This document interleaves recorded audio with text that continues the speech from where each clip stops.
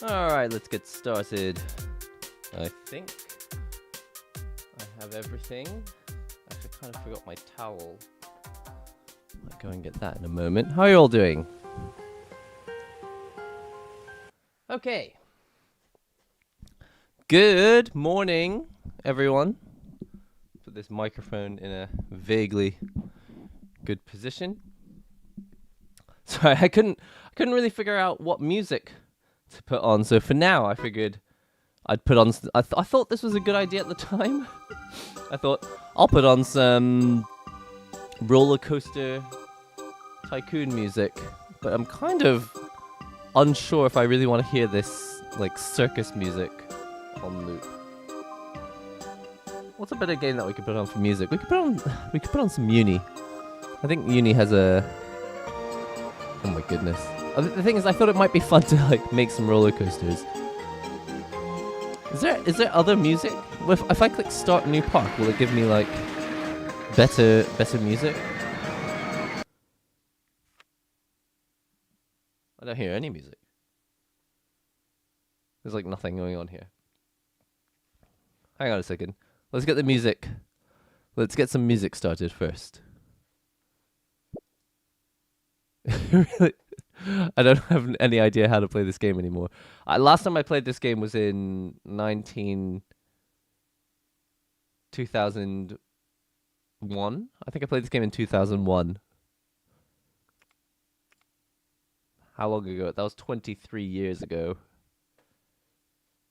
Pause? Is there like a...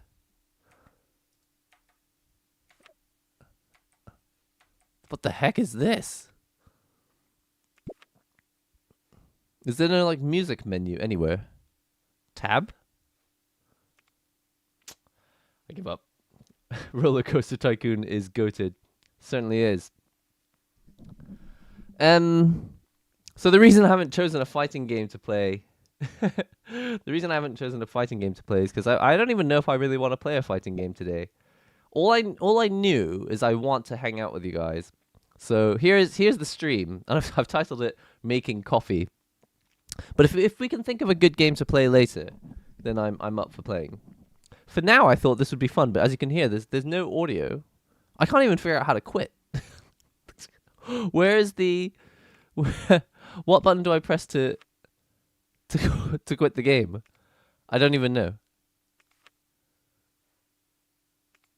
Oh, here we go. Here we go. Options. I found it. There's no like music jukebox mode or anything. So what I'm going to do, give me 5 seconds. Let's just change this. And just click stop. Just put on some Uni. At least the music's. We know the music's solid there. Queue updated. Update queued. Ah! There's a mosquito in my room. Hold on.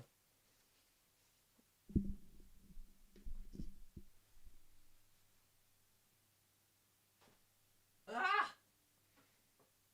No, it's gonna... You know when you miss the mosquito, it just haunts you for the rest of the day?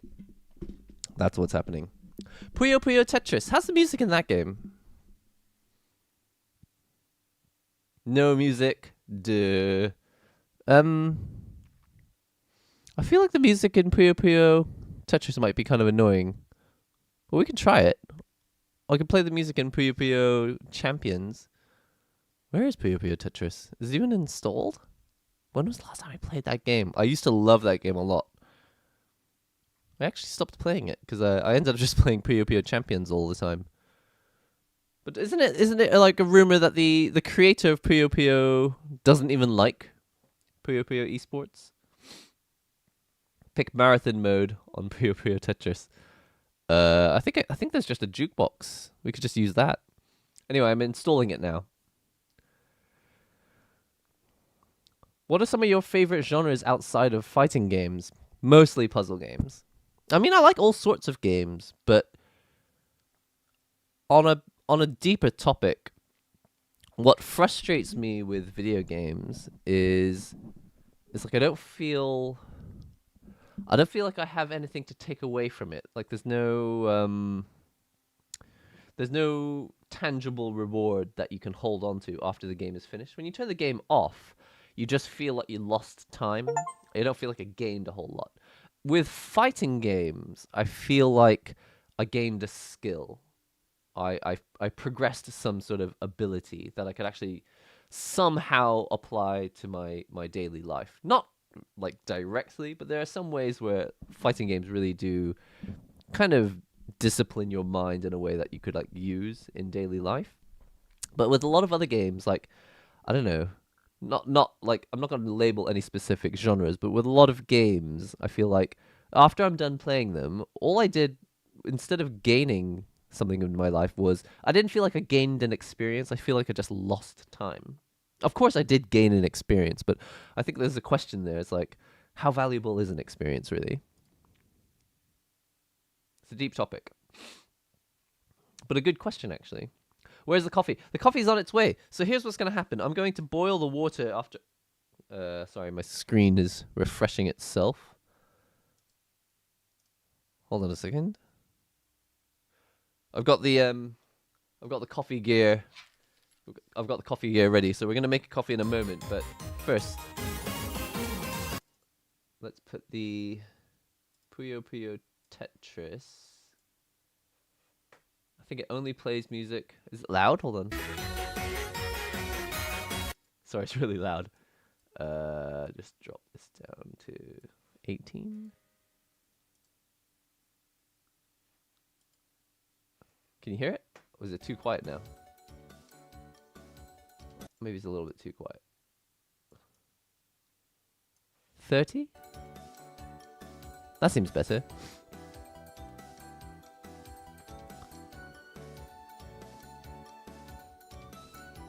I think you can just muck around with the sound here, right? How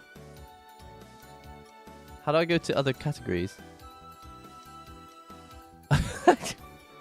Wait a minute. No. General? No.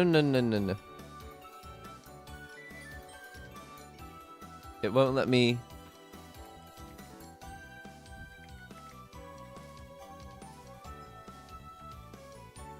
Does anyone know what button to press to... Oh God, why does it keep asking me this? Maybe I should plug a controller in.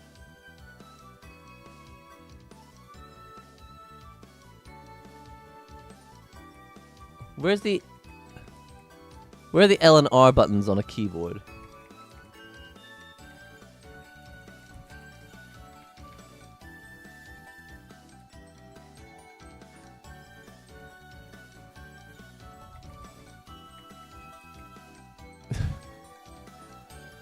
I don't know. oh, here we go. There's an arrow. Yes, you have to get out of. Can I do windowed full screen, window size, windowed full screen, windowed full screen? Oh no. What are you doing? Oh, it's turned my monitor off. Oh, why is this happening? Oh, it's going to be an eventful stream. Did you see the Quanba Sapphire Leverless? I have seen an image of the Quanba Leverless. I'm interested to look into it, but I don't know if... Are there any new details on it? Is there a price and specs on it? Oh my goodness. Why?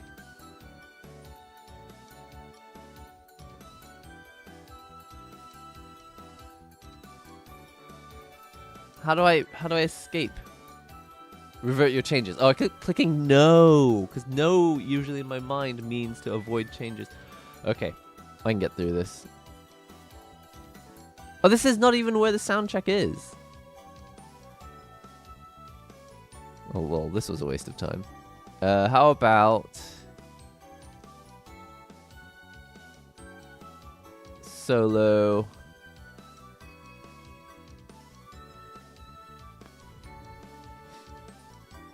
Challenge? Endless Fever? Marathon? No! Oh, Endless Puyo. Sure, okay. Enter. Here we go.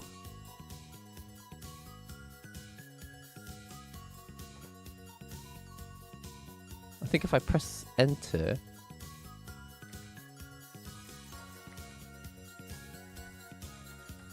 What? You can't hear it? Oh yeah, you can.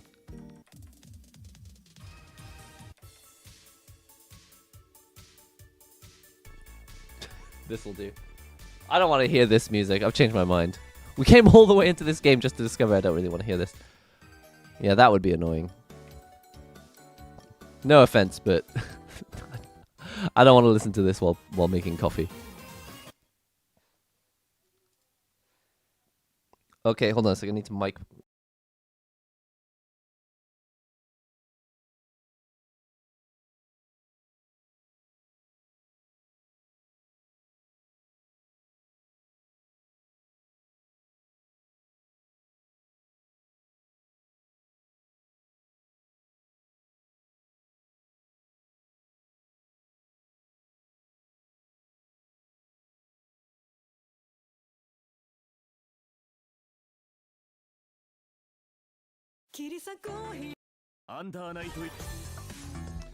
Okay, we're back. Hold on a sec.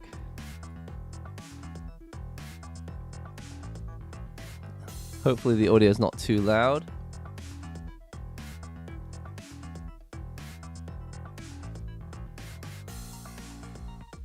So what I'm having issues with at the moment is the screen keeps switching itself off. Because Undernight is still programmed and ported terribly. Which means the screen actually disappears.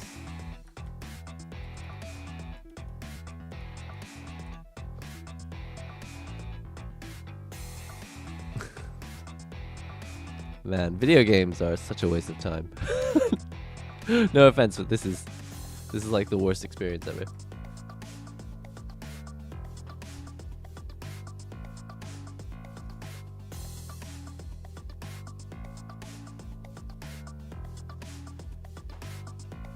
You guys clap mosquitoes? I don't like to do it because it gets mosquito on my hands, so I'm like preparing myself with tissues. It's really gross. It's a really big mosquito. But I think actually the bigger the mosquito, the less likely it is to actually drink your blood. They're mini vampires. The vampires are real. Okay, unfortunately, the game is not keen on letting me escape, so I have to do is quit through the Steam menu. My goodness. Why does this happen? I think the composer actually said it's okay to use the soundtrack in streams, right? So we could actually just load it up on Spotify, to be honest.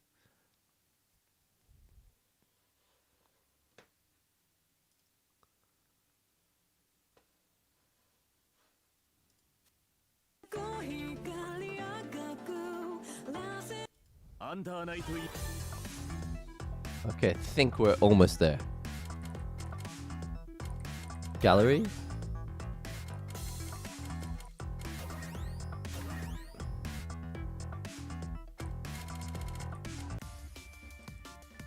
How do I put it on repeat?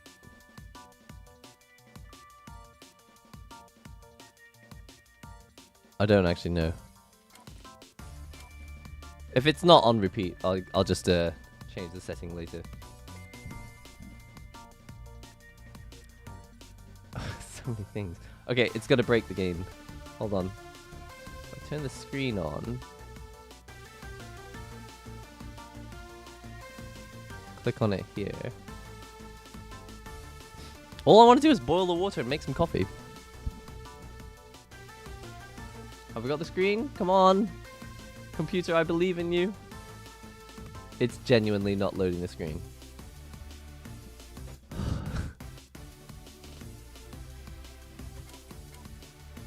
Why is it not loading the screen? Yeah, we're gonna make an espresso. Okay, so what's a bit of a conundrum today is that I don't have very much coffee left. This is the last of the coffee. So this is the last of the coffee. I've only got about 11 grams or so left. Can find out. Get the scale out. think I don't really have enough coffee to make like a big espresso. So we're just gonna have to make as much espresso as we can. That's not it. Tear! Whatever that means. It's a bit zoomed out, huh?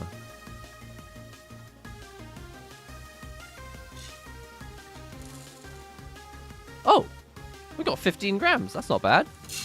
15 grams in. We could probably make a 40-gram espresso. 15 grams in. No, we can make a 45-gram espresso. We'll have a 3-to-1 ratio. That seems pretty good to me. Got SF6 on sale and you got Terry. Nice. I got Under Night In-Birth and I can't even get the screen to show up. What a nightmare.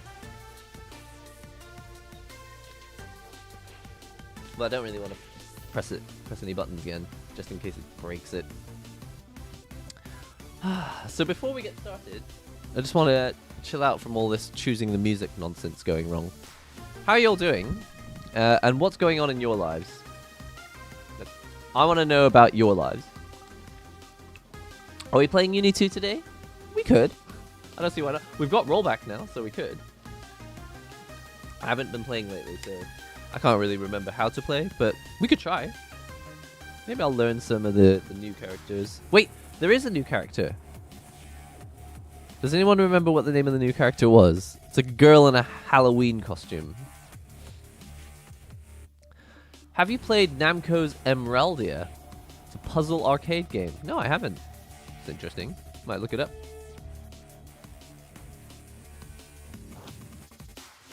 ARMS is the best fighting game because once you learned how to play it well, you always remember how to play it, like riding a bike. I don't know, I would say that it's similar for fighting games. A walking simulator. What game is... Give me a game title that is a walking simulator. What kind of games are walking simulators? I'm not super familiar with the term. What console is your favorite console and which game is your favorite game from your childhood? Or would you still play today? For me, it's the PS1 console and the Klonoa game from Namco. I've never played Klonoa. I always saw the box. What maybe a lot of people don't understand in the modern day is what it was like to buy games back in the old days. They were expensive. Like, really expensive. It wasn't like you could save up your allowance for a few weeks and buy a Nintendo game. It was more like you saved up your allowance for like 6 months and you bought a Nintendo game. They were expensive. Well, maybe my parents just didn't give me very much allowance. But games were really expensive and we didn't have subscription services. And emulation did exist, but not for things like PlayStation, right? Like these days... Yo, Chaos back with the super chats, you legend. I've been playing the new SAO game. By the way, hey there. Hey there to you too. Thanks always for the big support. Appreciate it a lot. Going back to expensive games, it's funny because these days, I know that a lot of people do emulate things like PlayStation games, even Dreamcast games. You could emulate, like, I think people emulate PlayStation 3 games, right? It's crazy. Like, even though PS3 was insanely difficult to, like, emulate, people emulate PlayStation 3 games. But when I was playing those games on PS1, like there was no emulation for PlayStation. The only way you could sort of emulate a PlayStation was to use the Bleem emulator. And they had like a lawsuit. And even if you did emulate it, you still went out and bought the disc. Because that's how Bleem had to like settle. I can't remember exactly how. They made it was like a legal emulator. And they were selling it in shops. Actually, there's a good documentary about Bleem. Who remembers Bleem? Who's old enough to remember Bleem?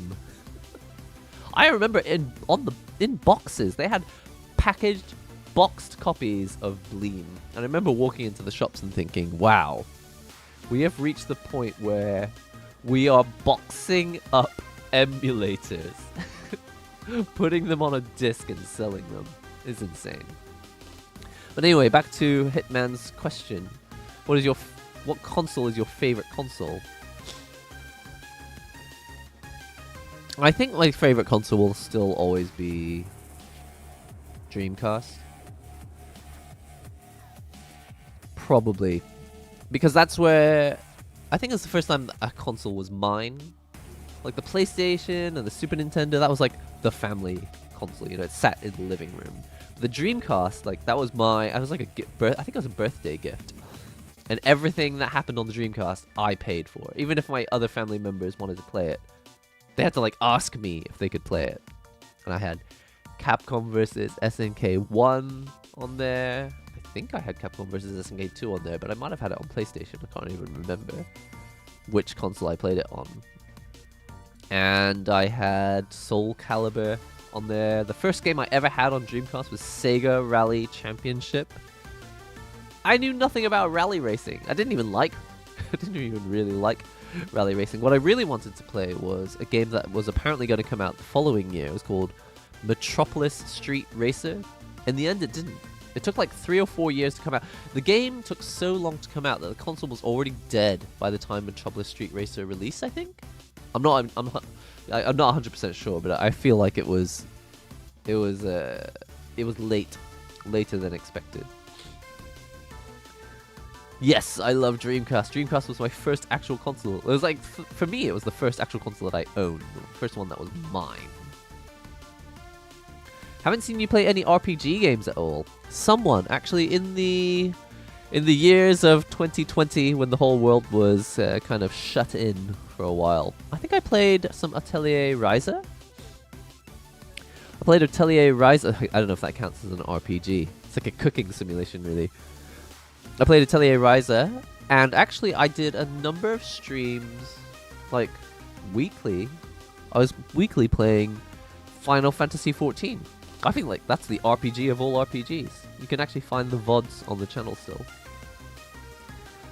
I'm tempted, to be honest. I'm actually tempted to just, like, pay a subscription again and get back into FF14 and just stream that. I feel like maybe FF14 might be an easier game for me to stream because I can chat and chill out with you guys and make coffees while playing it. I'll probably always still stream fighting games, but I don't know, for some reason I just don't feel like, I don't really feel like I want to stream a fighting game today. Oh, excuse me. I think that mosquito's given up on me. I would play Sega's Jurassic Park Arcade again. Jurassic Park Arcade! I don't remember that. Do you mean actually in the arcade with, like... I can't remember the game specifically. I know that it existed, and I'm pretty sure I've seen it. I can't visualize it. The only game I can remember right now... Okay, you guys, I'm going to take you back to Chuck E. Cheese's. Do you remember? Do you remember when it was called Showbiz Pizza? Yeah, real ones remember. Chuck E. Cheese's had a different name. It was called Showbiz Pizza. They changed the name to Chuck E. Cheese. But there was one machine...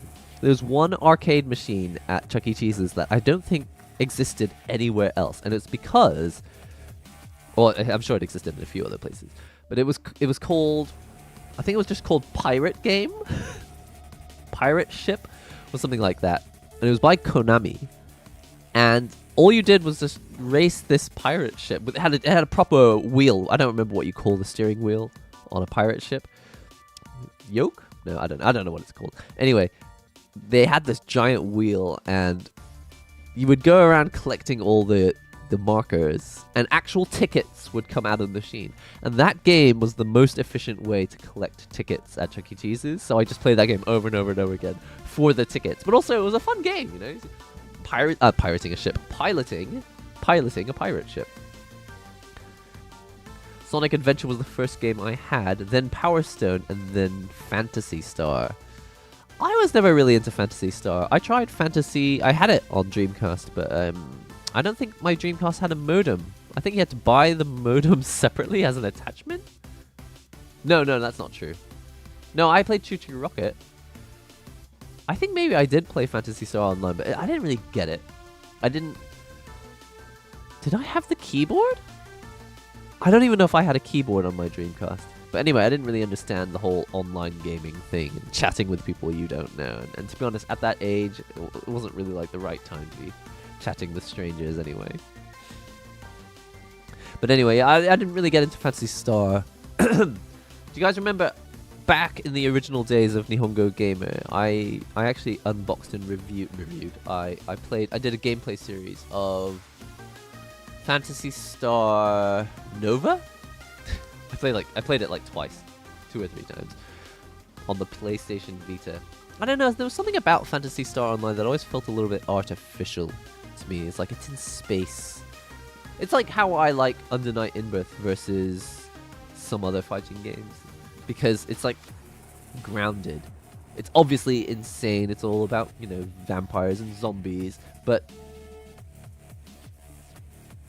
sometimes a video game takes you like to a completely different world that is unrecognizable, and I can't really root it in reality. But with Under Night, it's like they're obviously in Tokyo.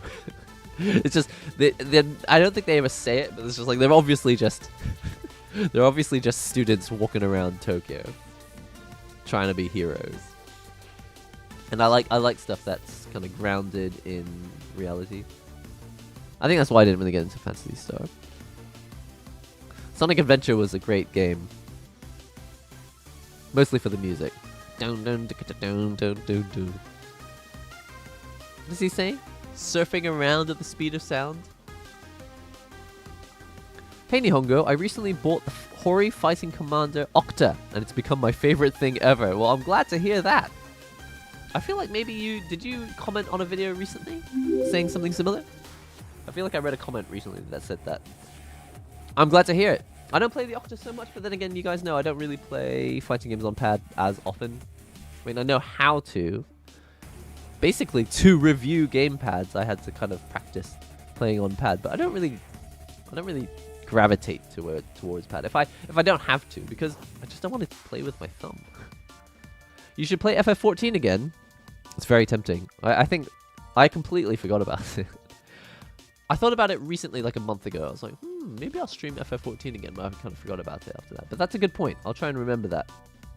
I'm gonna write it down. This is the new and improved NihongoGamer. He actually writes stuff down. It's insane. Instead of just, oh, you guys, I forgot the thing again. What did I say? FF14.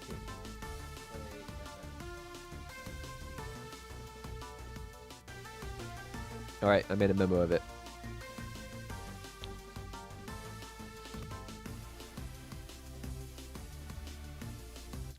Is Tekken 8 hard to play for new players compared to Street Fighter 6? Sadly, I have no idea. I would like to play Street Fighter. I would like to try Tekken 8 again. I think I only played it once for a stream.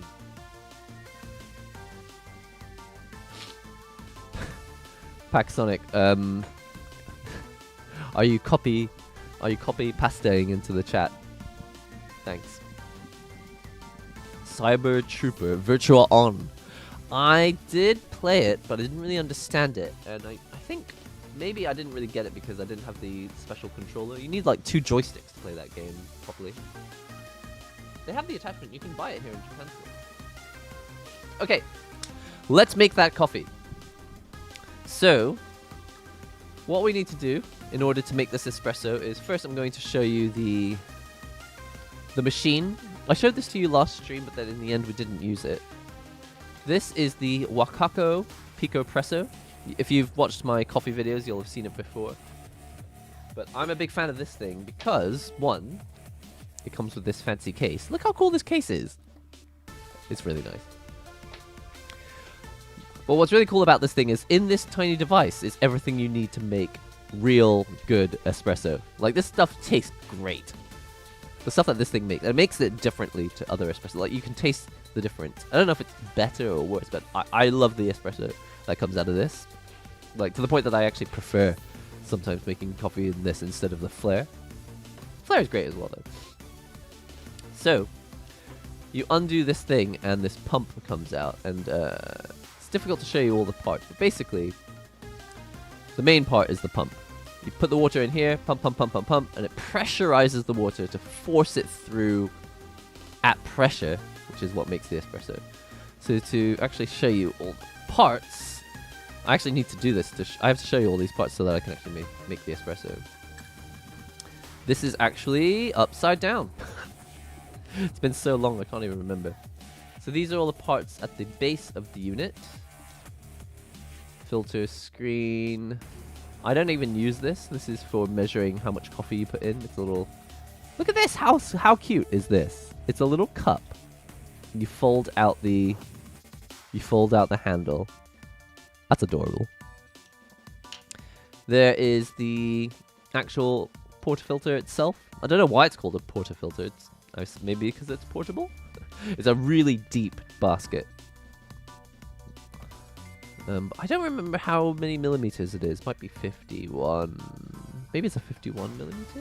Don't know exactly. And then you don't really need this. This is kind of like when you're done making the coffee, you don't want it spilling everywhere. You just put this on the floor over there. Oops. And then the coffee, you don't even really need this either. This is just if you want to prevent the coffee squirting everywhere. That's right. I said that. You can put it here, but most people will probably just do it like this and have the coffee just come straight out the basket here. Are there? Just checking to make sure that none of these holes are... I thought that... Can you see? Right there. I thought maybe there was a bit of gunk blocking up one of the holes, which would be bad. But fortunately, it's not. That's just the shape of it. So, what we're going to do is we're going to grind up coffee really, really tight into teeny tiny pieces using this and this grinder. I think the setting I put it on before was like 5.5 and that ended up being not tight enough. So what I'm going to do, you can see here, when it's on 0, this is basically closed. Which means that even if I put coffee in here and spun it around, it wouldn't come out. Because it's actually physically closed. So you have to open this up. You have to open this up to roughly a setting of, I don't know, 5 in order to get grounds out that are small enough to actually reach pressure and actually make espresso. But last time, I think we did 5.5? I think we did 5.5 and the coffee came out really, really way too fast. And I think it's because the coffee I'm making is kind of old. Like I bought this coffee like a month ago, thinking I was going to do a coffee video and I just never had time. So what I'm going to do is I'm actually going to go way too far the other direction. This might be a big mistake. I think I'm going to put it at 4 point... It's 4.52... I think it came out way too quickly before. 4.6. We'll put it on 4.6. I'm a little bit too scared to put it on 4.5. 4.8 feels like it might still be a little bit not fine enough. And then we're going to measure out this coffee.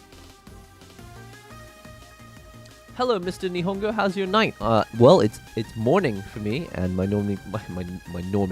morning is going fantastically well.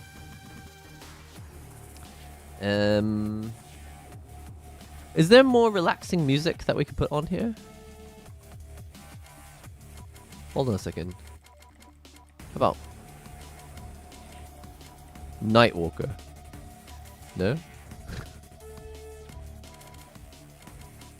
Where's the music from? Where's the music that plays during the network check?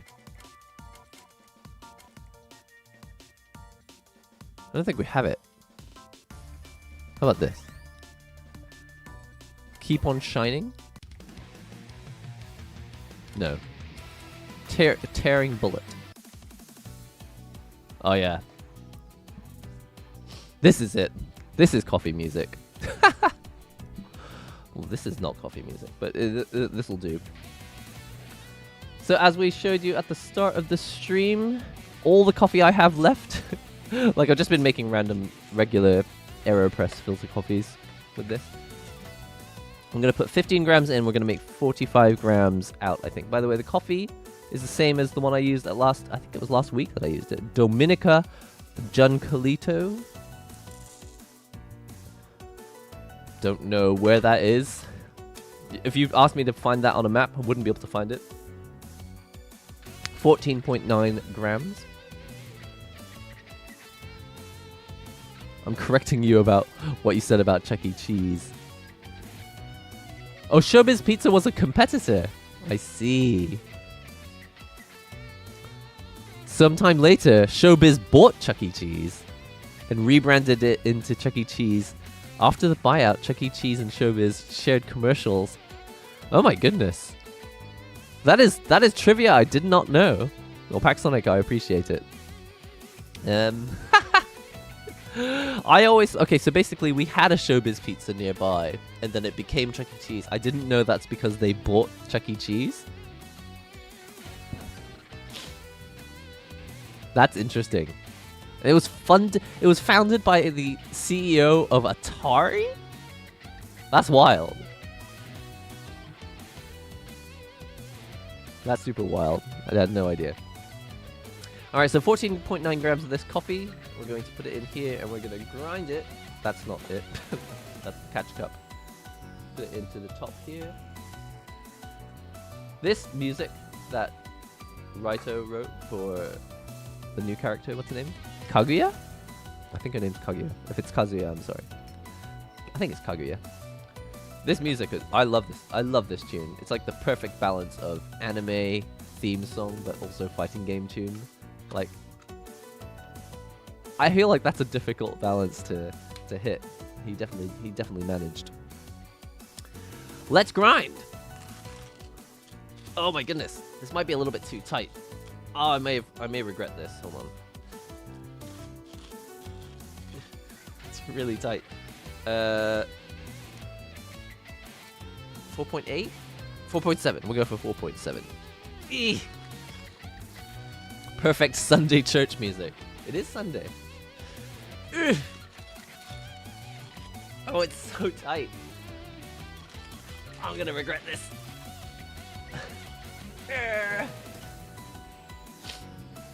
Coffee at night, I would never sleep. Well, Edward, it is actually morning in Japan. I'm so weak.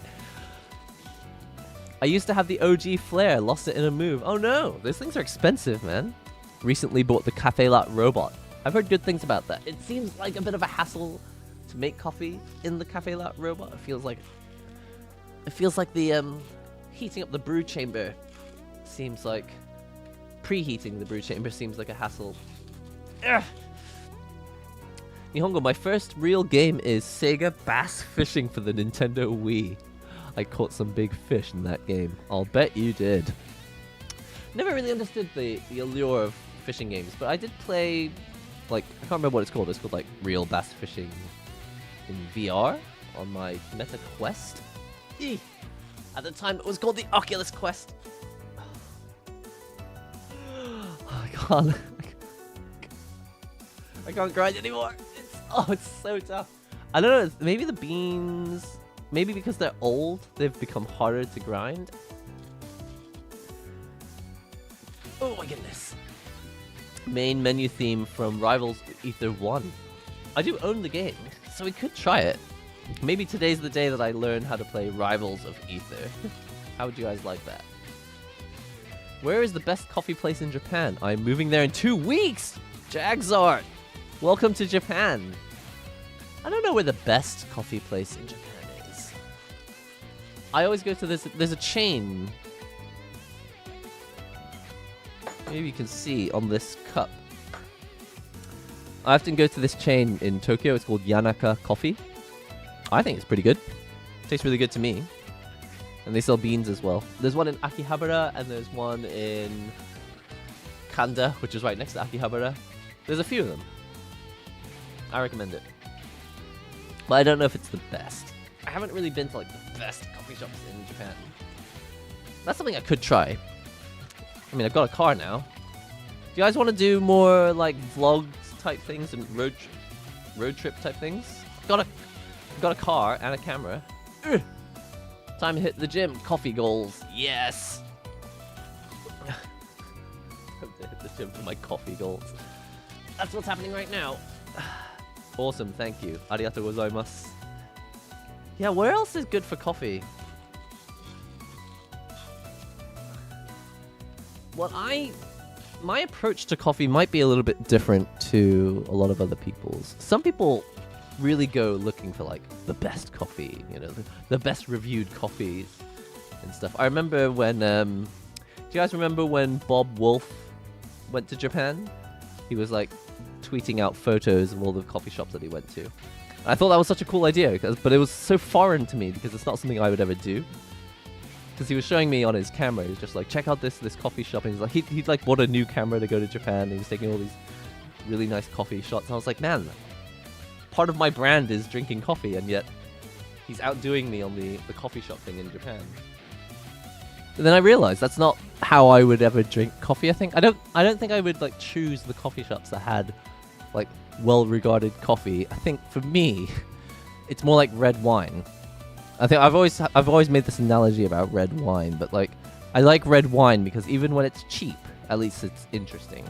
So with coffee, I just like to go to coffee shops and just kind of not judge, but like get an understanding of like that coffee shop's, how do I explain it? I just like learning about the various different ways, like the variety of ways that people make coffee and how it tastes different at different shops. Like different shops get beans from different places. They have different machinery. They have a different amount of like enthusiasm for it. Some people are really enthusiastic about coffee and yet they seem to have like no idea really how to make it. It's like, I don't know. There was one shop that I went to. Do you guys remember when Evo Japan was in Fukuoka? I did a vlog about it. And there was a coffee shop I went to in the train station. I don't really know what was going on. She made this filter coffee. She didn't... Did she bloom? I can't remember. I think I've got a video of it, so I can show you video proof of it one day. I don't know if she bloomed the coffee at all. It was like the most psychotic way of making coffee I think I'd ever seen.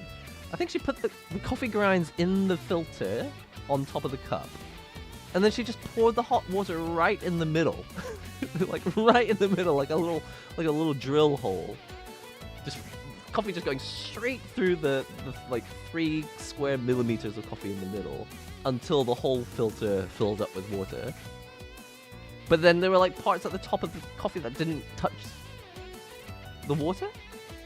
I don't know, it was just psychotic. And every time the water dripped through to the cup, she would just fill it again, right down the center. I don't know, this is the most psychotic coffee I think I'd ever had.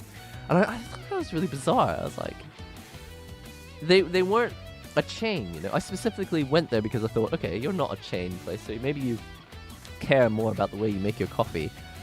It's just psycho coffee that I had. It was just bizarre. Maybe show us a tour of the closest arcade where you live. I'm unlikely to do things that are close to where I live, but yeah, I could check out some arcades. I guess I don't... it's difficult. I don't really like to film where there are a lot of people anymore. I feel like in 2017, 2018, when like vlogging was becoming a thing, it was all kind of experimental. We were all walking around with our cameras and making YouTube videos. But now I'm kind of like I'm actually kind of like ashamed to be a YouTuber now. Like not in a studio where I make stuff like this. I'm very proud of the stuff that I make here. But when I'm out and about, if I turn my camera on to make a video like publicly, I don't know, I just feel like none of these people asked to be in a YouTube video. So why am I putting them in a YouTube? Do you know what I mean? Like, there was a time when vlogging had just started and people were starting to feel like, okay, this influencer thing is kind of annoying. But now that I've been part of it for a little while, I'm like, I don't want to be part of it. I don't want to be... Like, it annoys me when I'm walking around and then someone just, like, gets out their GoPro and they're just filming everything in everyone's faces and they don't really care. And they're not going to ask for permission, certainly. I mean, you know, it's definitely a thing when foreigners come to Japan, they do it. It's even worse. It's more obvious the way it seems to be done when foreigners come to Japan. But yeah, no, I feel like it would be difficult for me to film an arcade because, I don't know, I'd have to do it in a way that kind of preserved everyone's privacy, or maybe go at a time when no one else is there. But that's not really what people want to see. People probably want to see the vibe, like, what is it like at an arcade in Japan when people are actually in the arcade. Okay, so next thing we need to do, we're making the world's slowest coffee here. I'm actually going to heat this up with hot water. So this is the actual coffee, this is the actual espresso machine itself. Take the top off. not sure if I actually need this for anything later. There's a tamper in here for flattening the coffee. Compacting the coffee into a puck, so it actually provides resistance. There's a brush if you're working portably and you don't have another brush. This is the distribution tool for breaking up clumps of coffee. Whether it makes any difference, not 100% sure, but I like to think it does. And this is just the thing that prevents the coffee from spilling out when you pour it in. So this is where the hot water is going to go, and what I need to do is I need to put hot water in before I make the coffee, so that this brew chamber is hot, and then I'll pour fresh hot water in here. But before we do that, we need to prepare this puck. So I don't actually know what order I'm supposed to do these things in. I've completely forgotten. But the coffee itself is now ground up in here. What I might do is I might mix it around while it's in here. What you can do is you can put it into the portafilter first, but if you put it in the portafilter first, it just kind of spills everywhere. So what I like to do before that is do some distribution.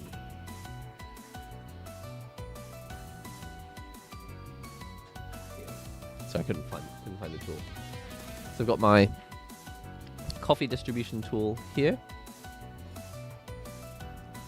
You know, this music's actually getting kind of annoying now. How about Night Walker?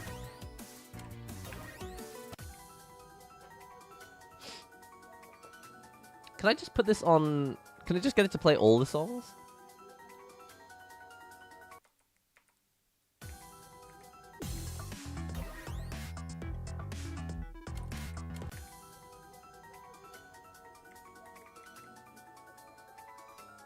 I don't know what button I would press. It's not much of a jukebox, is it, this? So anyway, I'm going to stir this coffee around. Try and get rid of the main clumps. Or maybe I'm just creating clumps. I'm never really sure with this. I feel like if you don't do it right, you end up just like adding clumps where before there actually weren't any.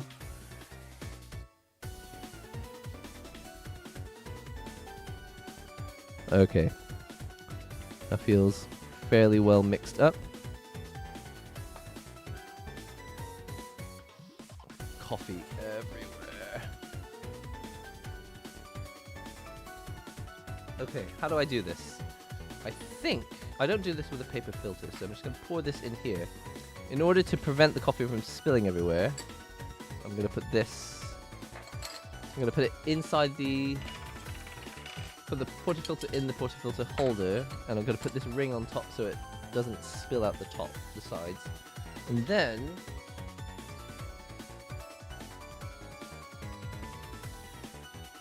what am I going to do next? Where's my brush? I knew it. So I couldn't find my brush earlier, and I'm going to go and find it now. I'll be back in a sec.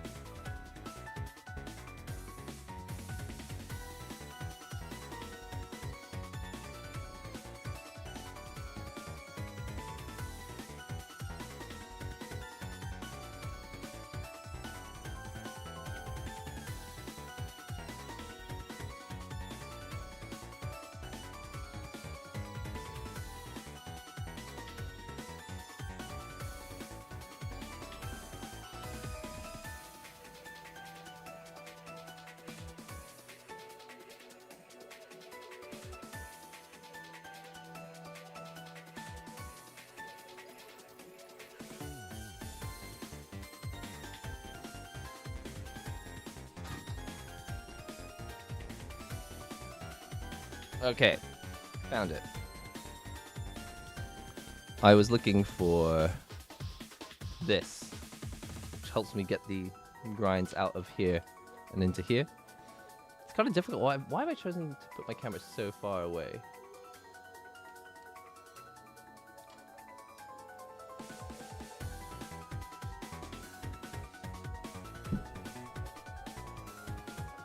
Aha.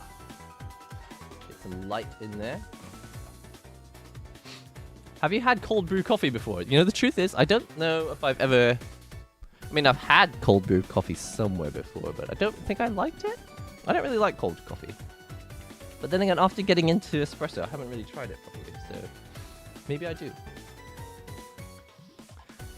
There's nothing else I need to put in here, right? No. Okay. In which case, I'll just pour it in. I always get nervous about this process. I feel like I'm going to get it wrong. My friends judge a shop by how fancy the machine is at the shop. That's one way to do it. I mean, machines do have limits. So if a coffee shop only has a certain caliber of machine, no matter how good and skilled they are at making coffee, they will be limited by the tool. But, as you know, even if you have a good tool, if you have bad quality water and bad quality beans, and also if the barista's just not good, that can affect the quality of the coffee as well. There's something psychotic about brushing every granule of coffee out of this thing. It's like, what is going on in your life which is causing you to act this way? Every time I do it, every single time, I'm brushing the granules of coffee into here. I think to myself, what happened in my life which is causing me to act this way? Why can't I just make a normal coffee? Aged beans and bad water ratio cause taste impairment. That's true. But also, they say that if the coffee's been freshly brewed, if the coffee's been freshly roasted, that can also be not great for the extraction or something like that. So I usually wait like a couple weeks before using the coffee in a video or anything. Alright. The coffee's in here. I'm going to do more of that distribution.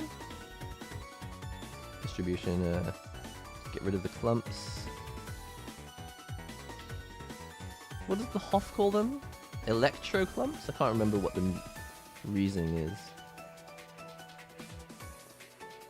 I have a feeling this is going to be better than the coffee we made in the Flare last week. Just because of the grind size being more appropriate.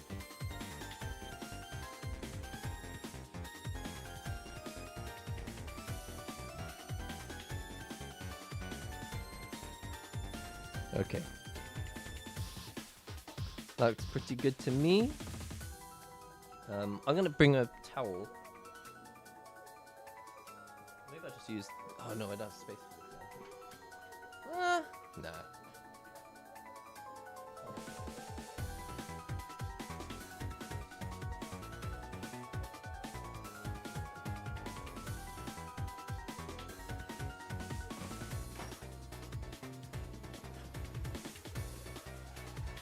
Instead of slamming this on the table on its own.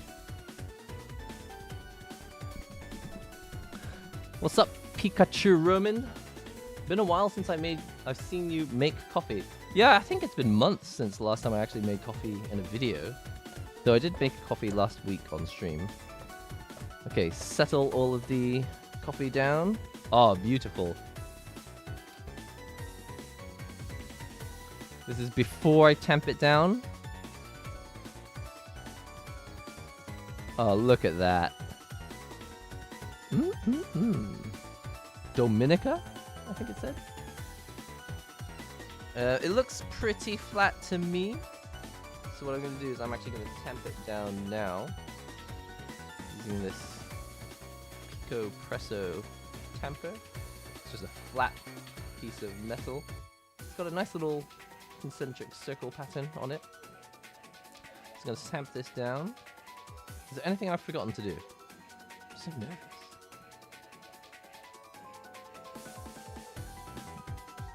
Okay, I want it to be as flat as possible. I'm just gonna stand up for the next part.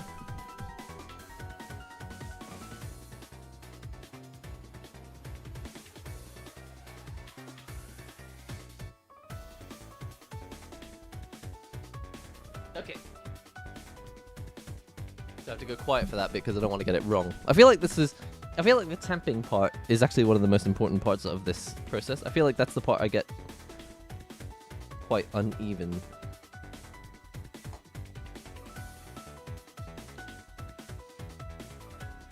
Look at that.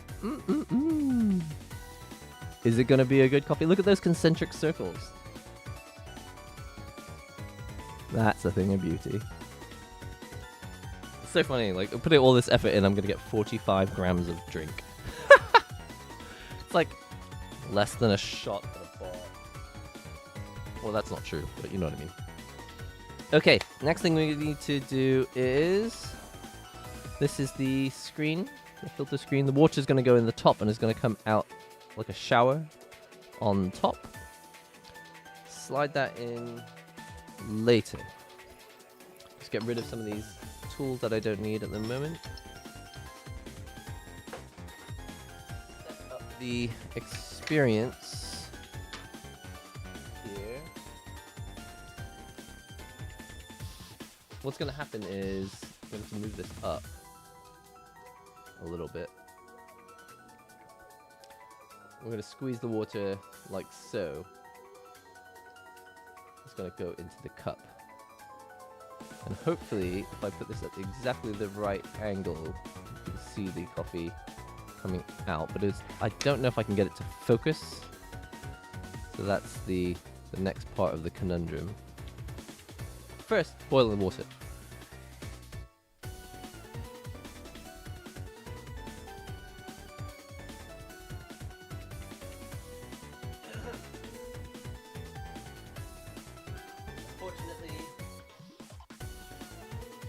Fortunately, it's not like the flare where you actually have to put the brew chamber like on top of the kettle while it's boiling. You just pour hot water in it and wait. Oh, I do need the cap.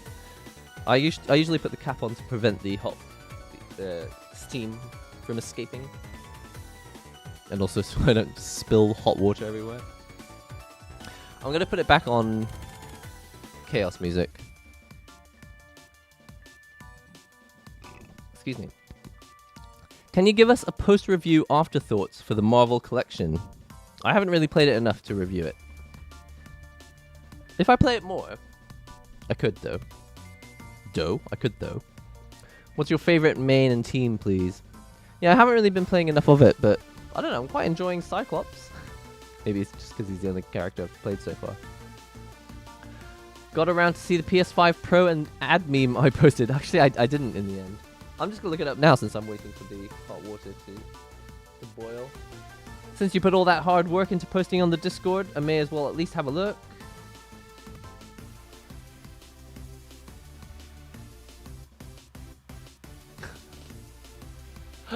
I'm not logged in.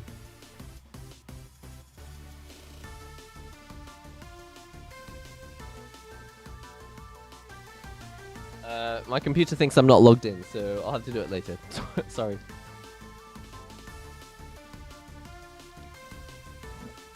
Always thought WDT was doing too much, but once I got one, I feel like it helped. Yeah, I don't think I would make a coffee without it. But then again, I've never made an espresso without it, so I don't actually know what the difference tastes like, really. I've always used it. I don't know, a lot of the stuff feels kind of like it might be theoretical, but then they do these tests where, like, coffee experts, like, they taste coffee that has been, you know, brushed around and hasn't been brushed around. They can apparently taste the difference. So, for now, as an amateur, I'm just gonna trust them on this.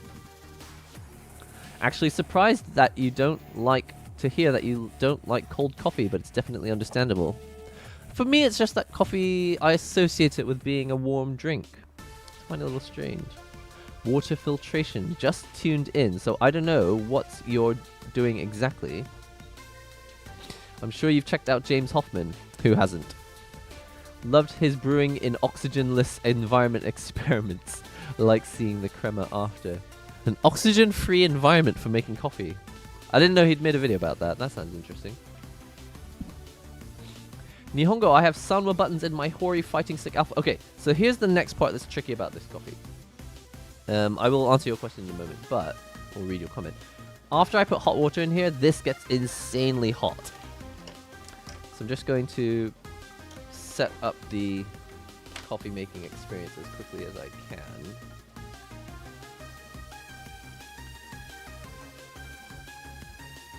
If I'm making the coffee here,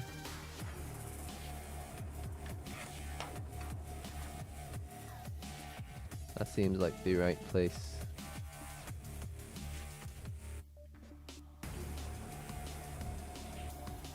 It's difficult to get this in exactly the right place. Okay. And then the next thing I need to do is... yeah, I think that'll be kind of in focus. It looks like it's staying kind of in focus, right? Unfortunately, my camera just hates to focus. So, we shall see. I'm just going to bring the hot water and then I'm going to... oh no! Just bumped the camera. I'm going to put the hot water in here to preheat.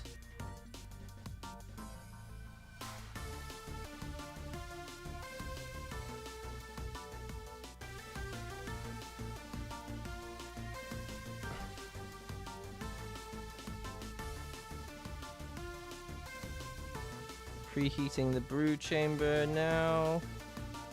Hopefully we still have enough water left over to actually make the coffee. Put the cover on there. Maybe I'll reboil it just before I make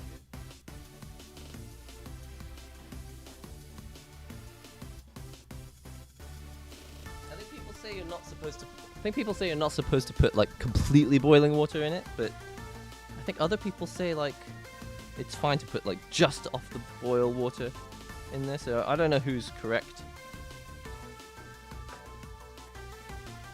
And then I'm gonna pump some hot water through here, so there's hot water that's gone through the whole system before we make this. I'm nervous because you've only got like 25 seconds to get this right. The only way to prevent this from rolling around.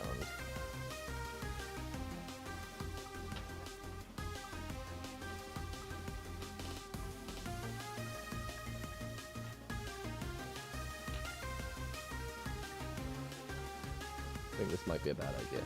Might actually make it more likely to fall.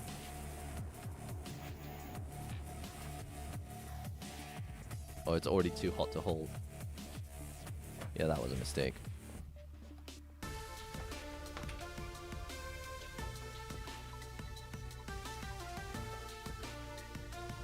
I have the coffee maker.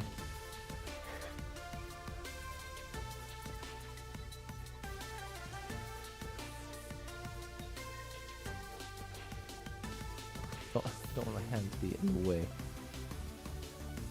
Now you can kind of see there, right?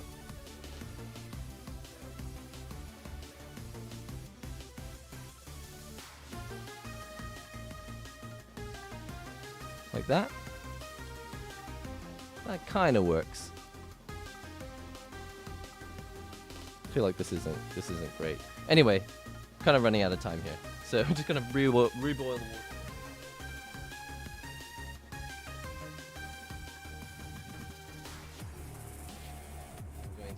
Get rid of the water that's in here. Just gonna pour it into this, like so. It's so hot.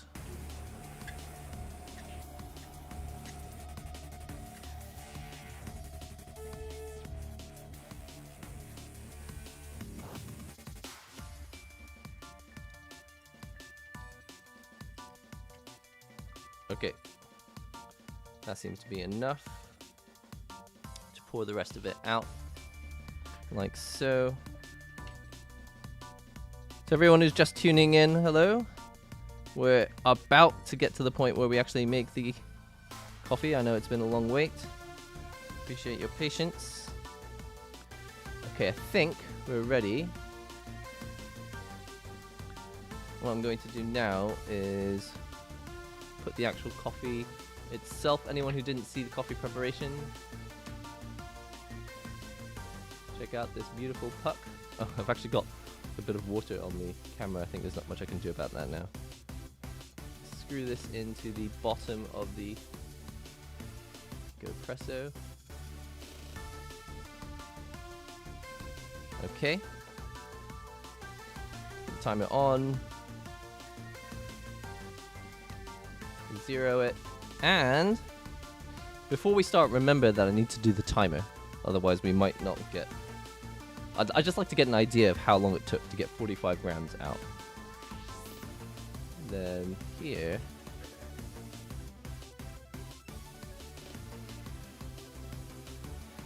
Okay, you can see that, right?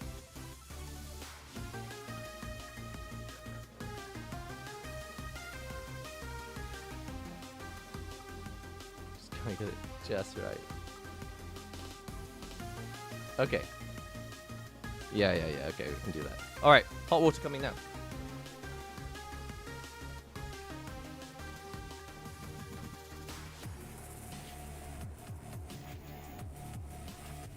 I'm nervous. Hot water going in. Lots of it, fill it to the brim. Brimstone and something. Okay, here we go. You ready for this? I'm going to start the extraction. I think you do like 8 pumps until the coffee starts to come out, and then we're going to wait for it to brew for a moment. So, timer starting now. 1, 2, 3, 4, 5, 6, 7, 8, 9, 10, 11. Oh, okay, the coffee's coming out. We're getting some pre-infusion. And now we've had it for about 10 seconds. Let's go. Steady as she goes until we have a good 45 grams or so.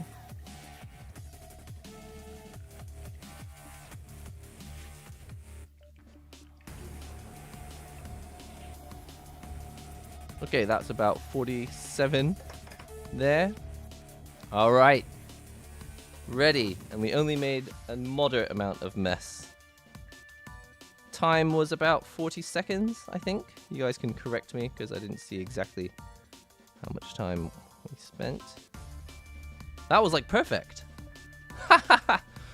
So going for about 4.7 on the grind scale was a good idea. Why has the music stopped?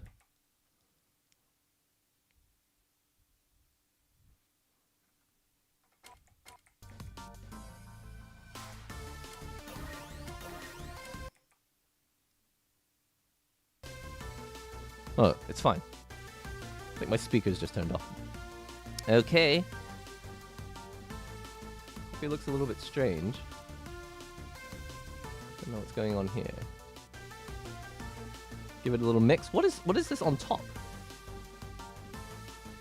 Is that because I didn't wash the espresso maker itself cleanly? No, but I... Seems strange. Or maybe it's just the remains of the crema. It is old. The coffee is old. The older the coffee, the less carbon dioxide I think is going to come out when you put pressure through it. Doing it a stir.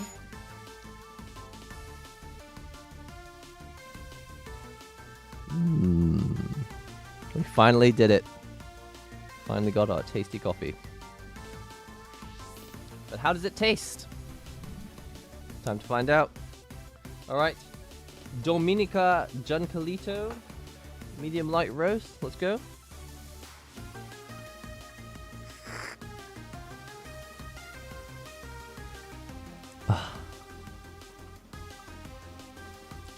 Not bad. Okay. It does that thing. I don't remember. Like there's this. Like when I have beans from Mexico. Do you remember I had a Mexico coffee as well? I think Indonesia, Mexico, and wherever Dominica Giancalito is from, it has that dusty, sandy taste to it that I kind of got used to. But I had like never had a flavor like that before I had espressos. So I don't know if it's an espresso thing or if it's a beans thing.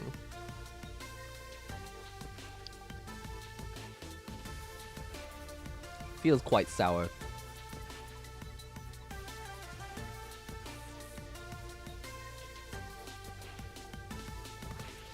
Better.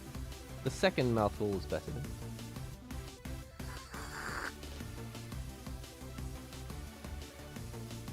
Okay.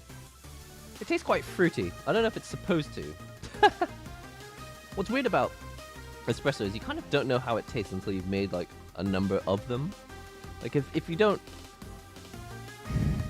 I feel like unlike a filtered coffee, you can't just make it the way you normally make your coffee. Well, actually, I think even with a filtered coffee, you do have to dial it in.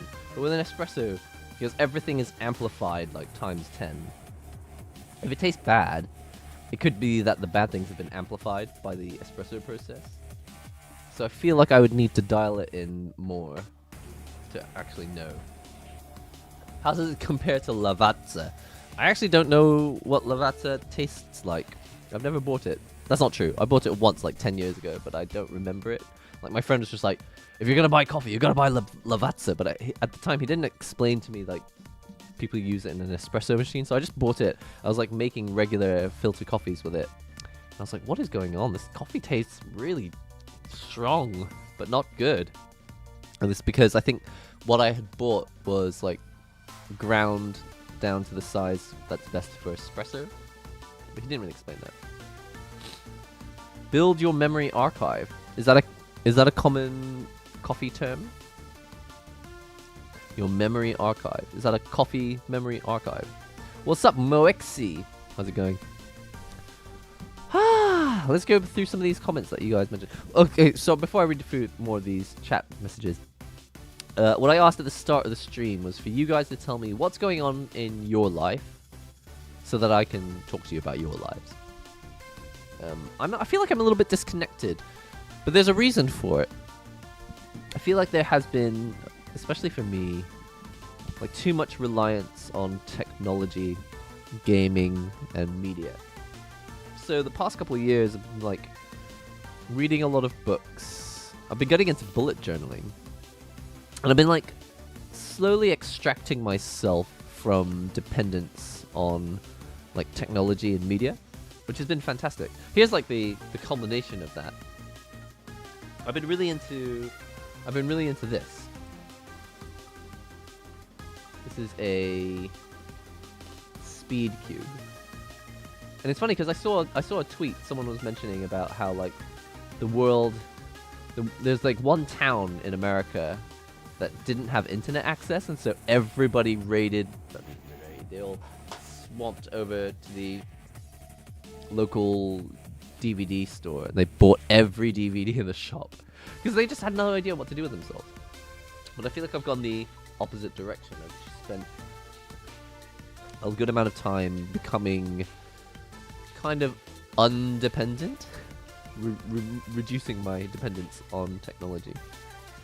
But as a result, it means that I kind of don't know exactly what's going on like in the gaming world. I know PS5 Pro came out. I know MetaQuest 3S was announced. That's exciting. Have we got any VR gamers in here? I'm so happy to be having an espresso again. Last week's espresso was so disappointing. I'm just really happy to have like a better espresso. I feel like this is still way too sour. The way I made it, it was like, I don't know, maybe if it's sour, what does that mean you need to do to the grind? I can't remember. I think maybe if it's sour, there's too much at the start. I need the coffee to take longer. Does that mean it's to increase the grind size? I don't know if I could grind this coffee any darker. I think maybe I just need to get fresher beans. Rubik's Cube. Yeah, but people don't really call them Rubik's Cubes anymore. I think the reason... So I don't know, you guys can correct me if I'm wrong, but I think what's going on in the world of Rubik's Cubes is that actually the patent ran out, which means that whenever someone makes a speed cube like this, I don't think the Erno Rubik guy, the guy who invented it, I don't think he gets any money from them anymore because the patent ran out. Obviously, he's got his company and he sells the official Rubik's Cubes. But I think when these Chinese companies make these cubes, I don't think they have to pay any money patent-wise for the rights for the permission to make these, because I think the patent ran out, if that's true. I only hear people call them Rubik's Cubes. Ah, yes. But once you get into the world of speed cubing, they just call them cubes. Speed cubes, rather. I use a lever espresso. Oh, another Cafe Latte robot user every morning. Wouldn't trade it for anything. Eve. Is it worth... How long does it... Is it quite a long process, or have you kind of mastered the art of making your espresso nice and quickly? I can make an espresso much, much quicker. It doesn't always take me an hour to make it, but, you know, while we were streaming, I just wanted to show you guys the process. Leverless coffee machine in one when. Kuma Bob We used the... If you check the VOD for the previous stream, we actually made an espresso using the Flare lever machine last week. This always happens on my stream, like my nose is really itchy.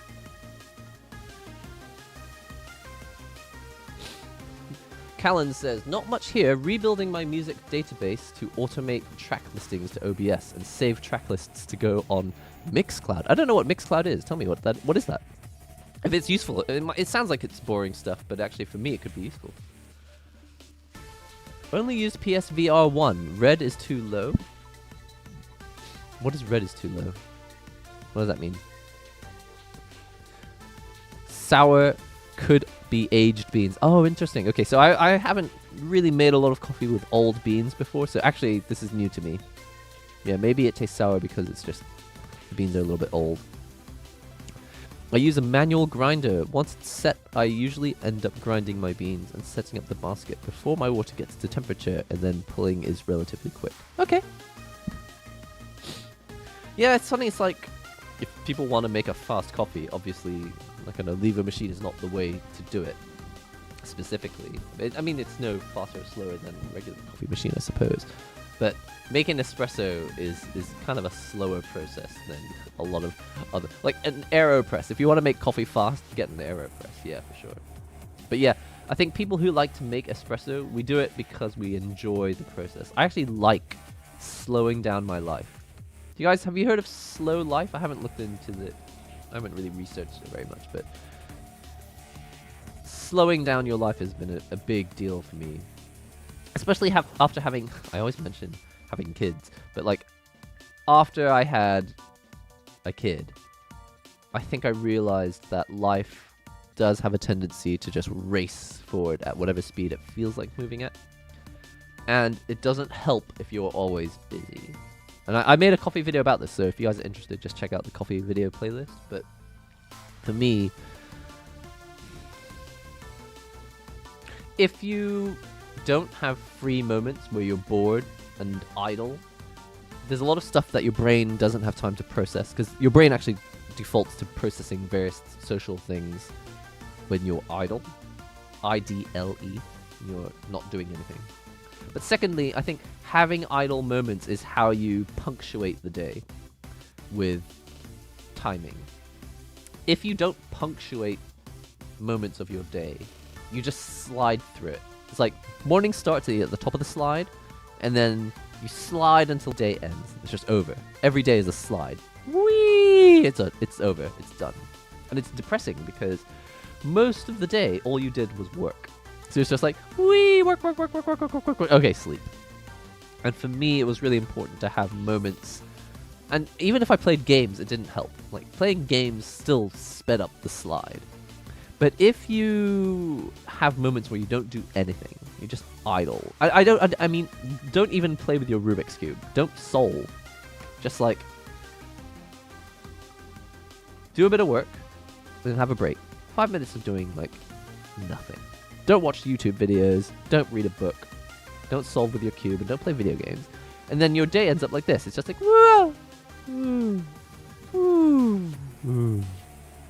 You just kind of bound through the day. And you feel like you had time. You felt like you had 24 hours. But if you play games in every moment that you've got free, if you whip open your phone and you check social media, talk for like years and years about social media. It's just there's so much depressing rage bait engagement farming crap on the internet. Your day just goes just over. But if you have moments where you're just like sipping a coffee and just looking out the window, not doing anything specific, it punctuates the day in a magical way that you really can't understand until you've tried it. Do you have any idea why the Japanese don't buy consoles or games anymore? I mean, compared to the PS1, PS2 era, it's like 1/3. Cyprian, I haven't looked at the data, but I think what you're saying is not far off the truth. I think probably console sales definitely are down compared to before, but Japan was like in a post-pandemic state for a very long time. After like world wars and stuff, Japan went through like a bubble era where a lot of things were growing at a sort of unnatural pace. And I think the early games industry was definitely part of the bubble era. But that time in Japan, when like there was like an economic bubble, and so everyone was making a lot of money and spending a lot of money, but they were also still intact with a lot of old Japanese culture. And one of the main ones is family computer, Famicom. There's a computer for the family. It sits in the TV room, and every day it's cold. Everyone sits at the kotatsu in one living room. And that's like, especially for Americans, because I lived in America 7 years, so I know.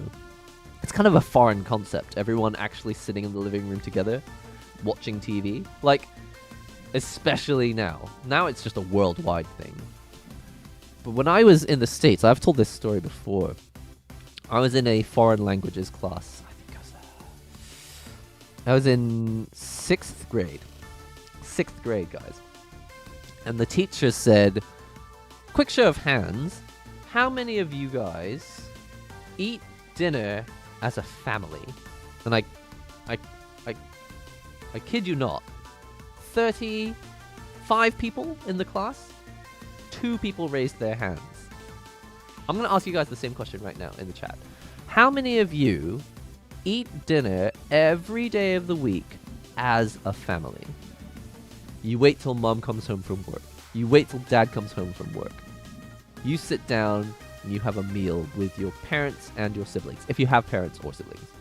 Right, obviously, that's a proviso in this question. Oh man, I'm so happy that I had an espresso. You guys don't understand. If you don't drink espresso, you don't understand. It's not like drinking a normal coffee. Every sip is like an explosion in your mouth. It's completely different to drinking coffee. Like, drinking a mug of coffee is like drinking hot water, which is themed like coffee. Do you know what I mean? It's like having coffee milk. Have you ever had like milk that's like flavored like coffee? You're not drinking real coffee. You're drinking like coffee flavored milk. And that's kind of nice, but it's like you're really drinking a mug of milk. And when you drink a mug of coffee, yeah, it is coffee, but it's not the same. You're still drinking. You're drinking like a piece of music. But when you drink an espresso, it's like reading the musical notes directly into your brain. You're like skipping the performance. You're just like accepting all of the musical notes and information into your brain directly, like a brain-computer interface. So my music keeps switching itself off. Ah, man, there's so much to talk about, guys. Anyway, so, show of hands. How many people actually eat dinner as a family? Milk and coffee is blasphemy. Also true. Also true. Up until age 15, I used to do that all the time because I wasn't allowed to cook, but this was Romania in the 90s. Yeah, okay, fair enough. An explosion in my mouth. Think about what was said. Don't clip that. I definitely don't want clips of that. So anyway, at the table, rarely these days. Okay, so I think it's quite rare for most families these days, but I grew up in the UK, and then I moved to America. And in the UK, it was still kind of a big thing, like having dinner as a family. And then, as a kid in the 90s in America, discovered that it was like really uncommon. Kids get home and they would like make their own dinner. And I say make their own dinner. They would microwave healthy choice meals for dinner. Have a hot pocket for dinner. Eat Pop-Tarts for dinner. Who knows what kids were eating? I mean, I was one of those people. Like I was hungry when I got home from school, and I was like 3 o'clock in the afternoon. I was like, I'm hungry, man. I'm gonna eat.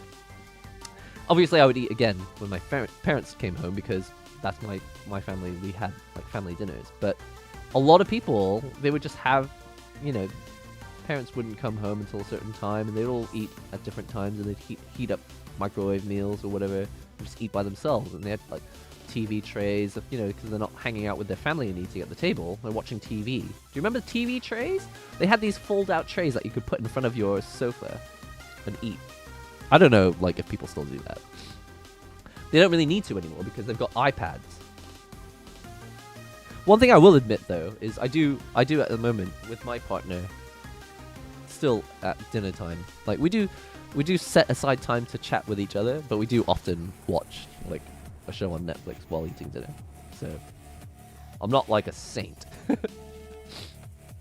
So anyway, the reason I asked you guys this question is because... Actually, why did I ask you this question? I don't even remember. What were we talking about? Why was I talking about eating dinner as a family? There has to be something to do with this question. Oh, sorry, we're talking about Japanese families. Okay, so I'm just going to give you the short answer. Cyprian's probably even left by now. But anyway, we'll continue answering this question. Past Japanese culture was everyone in a single room taking advantage of the kotatsu and keeping all the heat in a single room. They also had one TV where everyone would watch everything. But Japanese people are incredibly private, and mobile phone culture has suited Japan extremely well. To the point that I think they've discovered that if they don't have to be a unit as a family, maybe they just won't. They'll just disappear to their rooms. I mean, I'm not one to comment on every Japanese family, but you can just observationally, what seems to be the case is people spend a lot of time on their phones, just watching TikTok videos, watching YouTube Shorts videos. All the stuff that you see on social media, which is like taking off in the West, I feel like it's amplified in Japan because it just suits them so well to have their own tiny little screen, to have their own world where they can browse the internet and just do whatever they want on their own. Which is really weird because Japanese culture for the longest time has been about, you know, everyone being in a group, everyone being in a unit, everyone knowing what everyone else is doing. I feel like that has changed a lot in the past 15 years. So anyway, I think the disintegration, or rather the fragmentation of people in Japan compared to how close as a unit they were before, has really well suited the mobile phone boom culture. And as a result, I think most people, if you ask them what games they play in Japan, they'll say something on their phone. I haven't played a game on my phone for like years. I hate playing games on my phone. But I think Japan, they love media, they love games, but they love, I don't know, they also like gambling.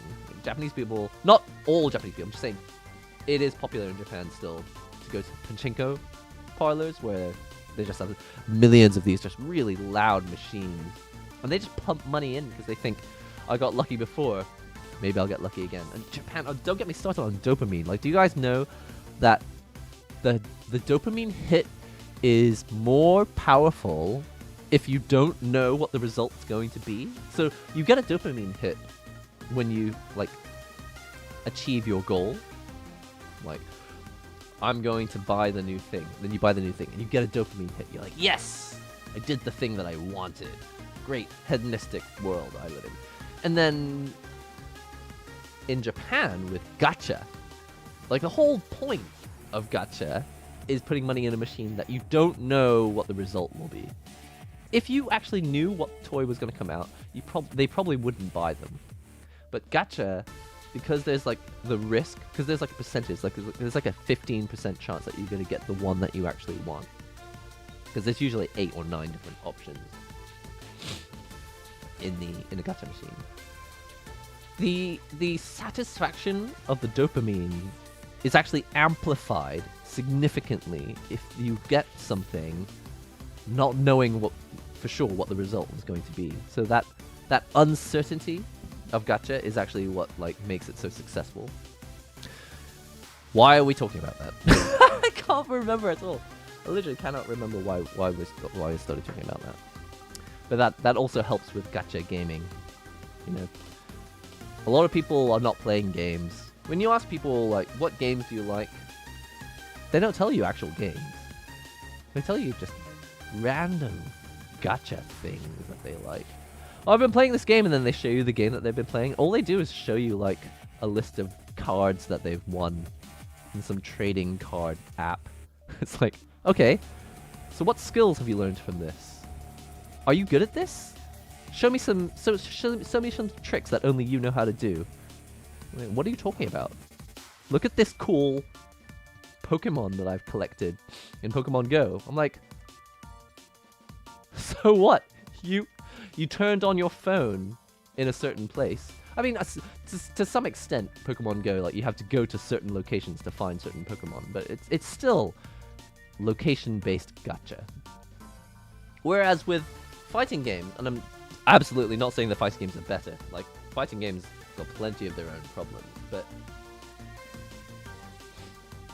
with fighting games, like the mindset is completely different to a gacha game. It's about learning the skill that's required to do the thing, and a lot of the time you can't get there without deliberate practice, which sounds like just a wishy-washy random term, but it's a real thing. Deliberate practice. I don't know, we could talk about this for hours. I'm really tempted to just talk about it for hours, but it'd be better to actually like decide the topic before the stream begins, and then we can actually have like a detailed discussion. Low sales of games in Japan. Yeah, because why buy games when they're free to play on your phone? Not a lot of people really understand this, but the way that mobile games are set up is significantly more addictive, I think, to the Japanese brain. I don't mean like DNA, they are wired this way, but just Japanese culture.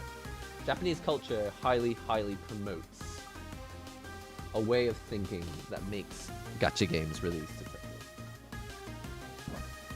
I can't hear the music anymore because I think my phone... Oh, there it is.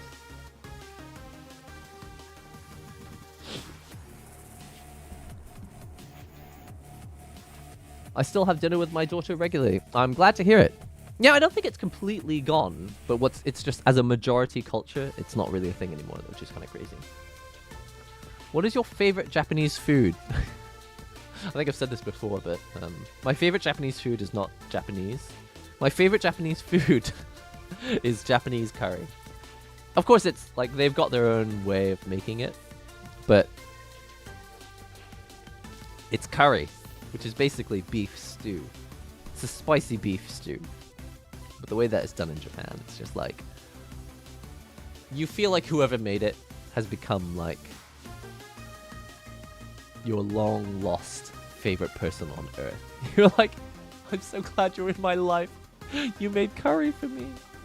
And I don't just mean at home. I mean like at someone else's home or in a restaurant. Japanese curry, it's just curry. It's not even curry. It's just beef stew, but it's spicy. I just love it. How about you guys? Have you got favorite Japanese foods? Sorry if I miss a lot of these messages. I can't figure out exactly what messages I have and haven't read. I think people are honestly too afraid to be left alone with their thoughts. True. I think people are afraid. It's not just fear, but it's like it's been instilled in them. It's the culture that has done this to people. Naturally speaking, people wouldn't be afraid of their own thoughts, but because they've been hooked on social media, it's kind of an unknown. They don't even know what would happen if they actually sat and did nothing. It's like a scary thought. What if I'm bored? It's like, what if you are bored? Have you tried being bored? You have no idea what it's actually like because you don't do it anymore. So yeah, no, it's There's a lot of stuff going on with social media which kind of frustrates me.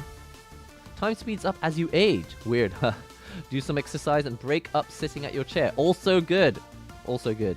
Callan with all the philosophical tips. I like it. Hard though with the backlog of ambition. Yeah, so when it comes to ambition backlogs, my approach has been to just remove things from the list. It sounds really cutthroat. But in order to actually achieve all the things on your backlog is to just remove things from the backlog. Also, one of those things that shouldn't be scary, but I think the media and subscription culture has made you think that you need to play every game and experience everything on Earth. But like, if you actually knew how many things there were on Earth that you could experience, you wouldn't think like that. It's really just consumerism which has tricked people into thinking that if you could just subscribe to these 3 services, you would have access to everything, and then you could watch everything. And it's like, wait, take a step back. Why do you want to watch everything? There's only really 7 basic plots and stories anyway. The yen is low AF. You can say that again. Man, I'm trying to save money. And every time I think about what would happen if I brought that money to any other country, I'm like, oh, I would be better off like working minimum wage in another country. Like, the exchange rate is just pathetic at the moment. But the cost of living in Japan, depending on where you live, also quite low. Sup, Code Venom? Was it an espresso shot? Yes, Code Venom, we made espresso. If you missed it, we made coffee in this, the Wakako Pico Presso. Absolutely adore this thing. Beautiful. I might jumble up this cube now. Secret Garden in Modesto, California has the only good espresso machine. This has got a reputation for being the only place that has good coffee. When do you think Steam Deck 2 is coming out? Lil Ways? I don't think a Steam Deck 2 is anywhere near happening, because it doesn't really benefit Steam to have a Steam Deck 2. When they fragment people with a device, I think it just makes it harder for the Steam platform. But at the moment, by having a standard like Steam Deck, which already plays most games still very well, it also helps for developers to know, like, this is the target spec. Our games should run on a Steam Deck. It prevents them from inflating graphics and performance for no real reason.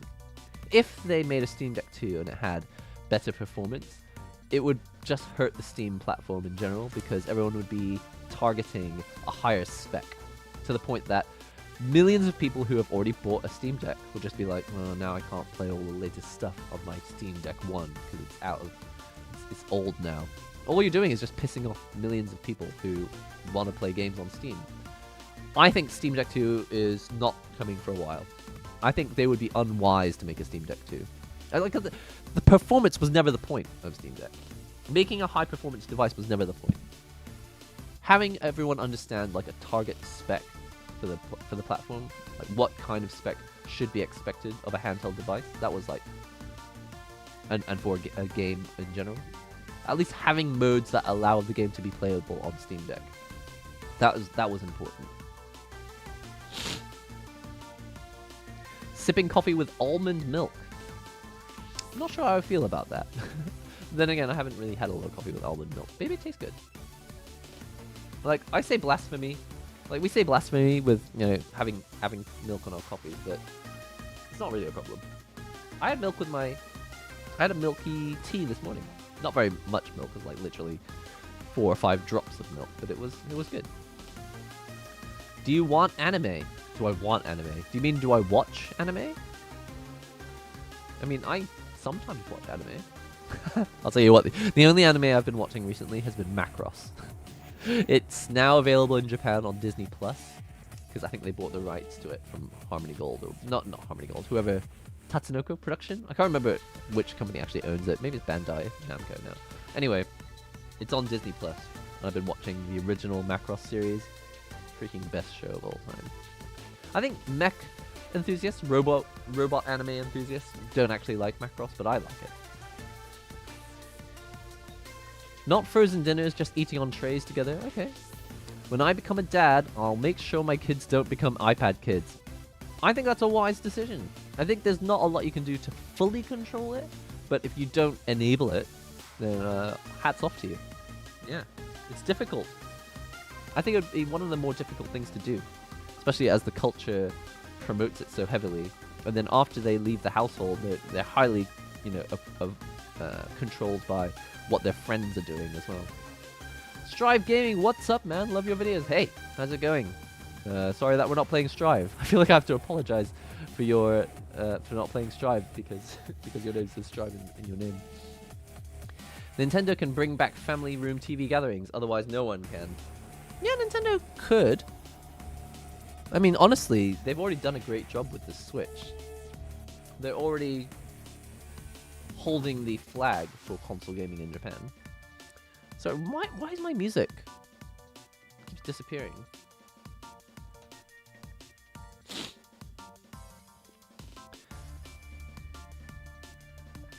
Man, now I feel like brewing up an espresso and it's 9:40 p.m. Okay, so show of hands, how many of you have coffee if you have a coffee at night, how many of you can't sleep? Because actually, it doesn't affect me.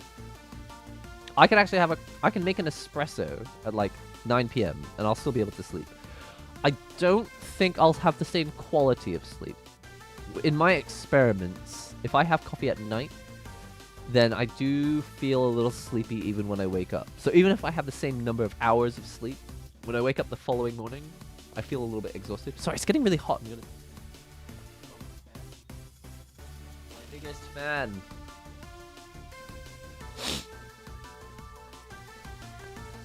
DS, 3DS, and Switch should be a common answer for Japan. They're just not that common anymore. A kid is much more likely to be walking around with an iPhone.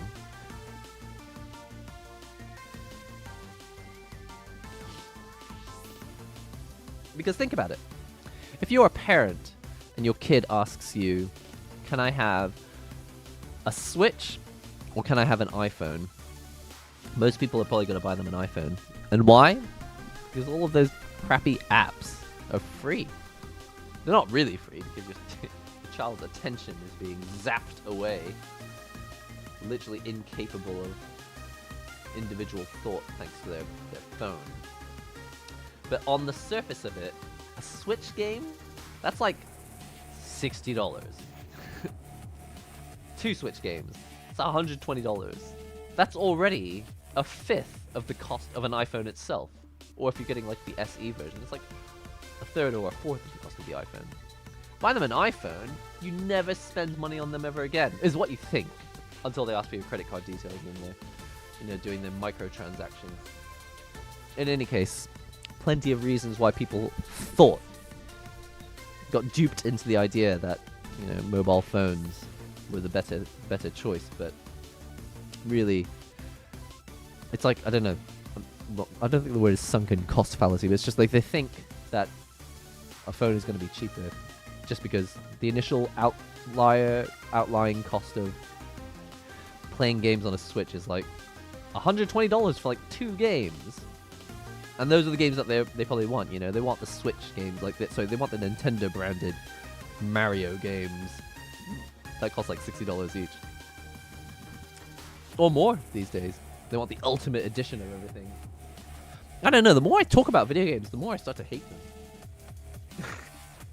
I don't actually hate games. I love games. I just don't like what's going on in game culture. I just don't like the way it's been grabbed by the horns and turned into this horrible, like, money-making, brain-controlling scheme. It's horrible.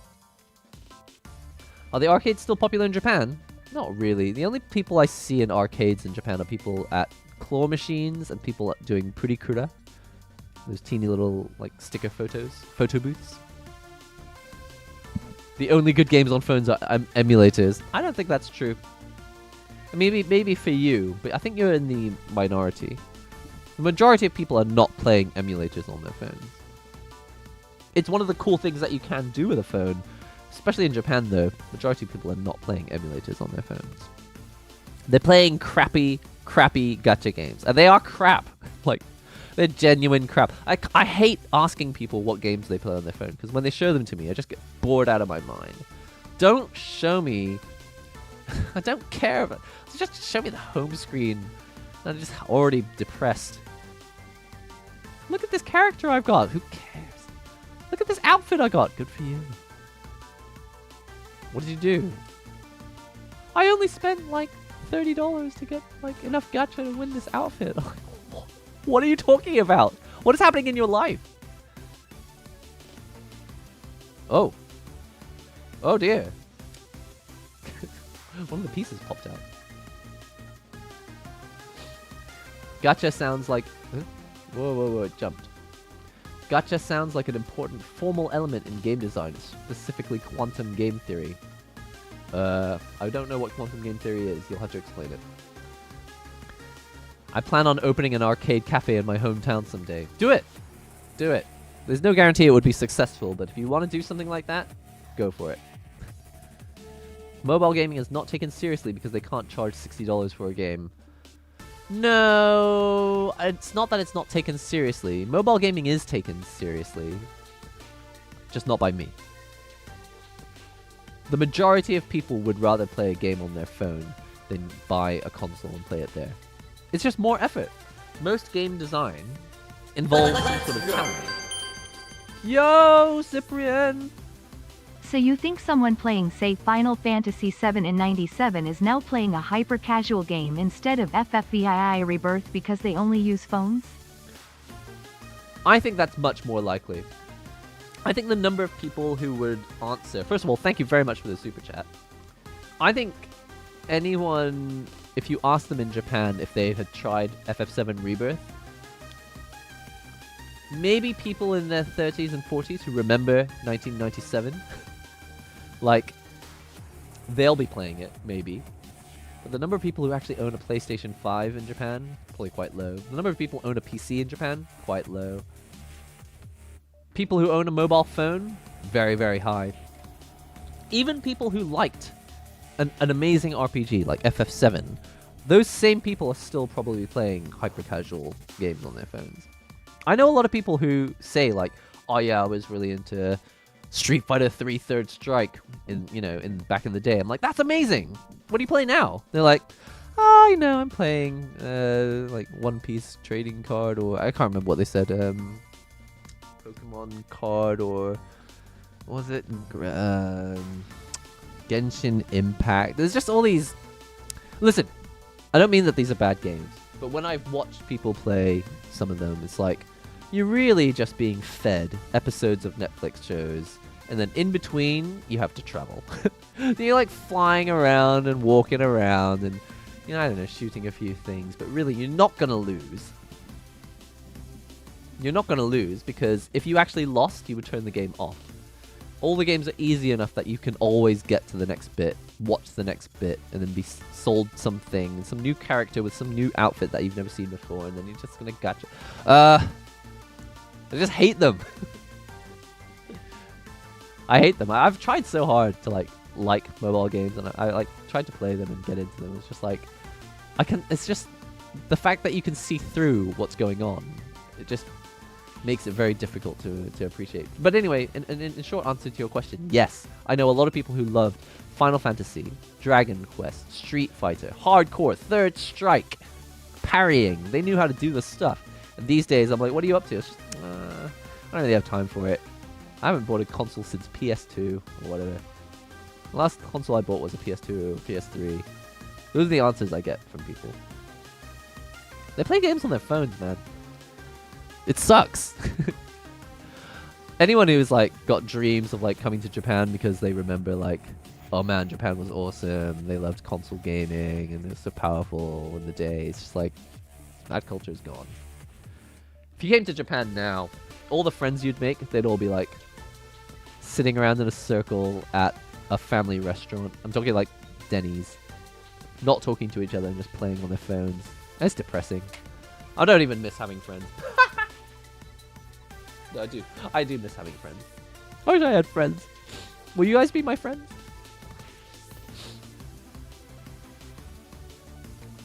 Do you still like to digital art during your casual time? I haven't had a lot of time to draw. Or, that's not true. I haven't been making a lot of time to draw. But I'll tell you the real reason.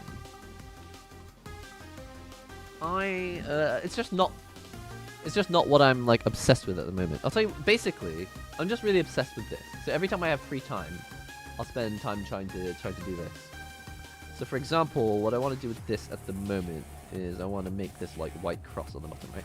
I've been practicing. I've spent all my time practicing how to like make a white cross on here as fast as I can, so that I can basically, hopefully, get good at this. But it's quite difficult. Oh, sorry, and it's, oh god, the white button is actually down here. Okay.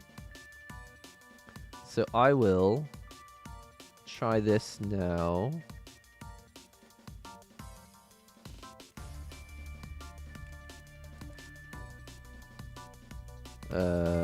I've done this badly.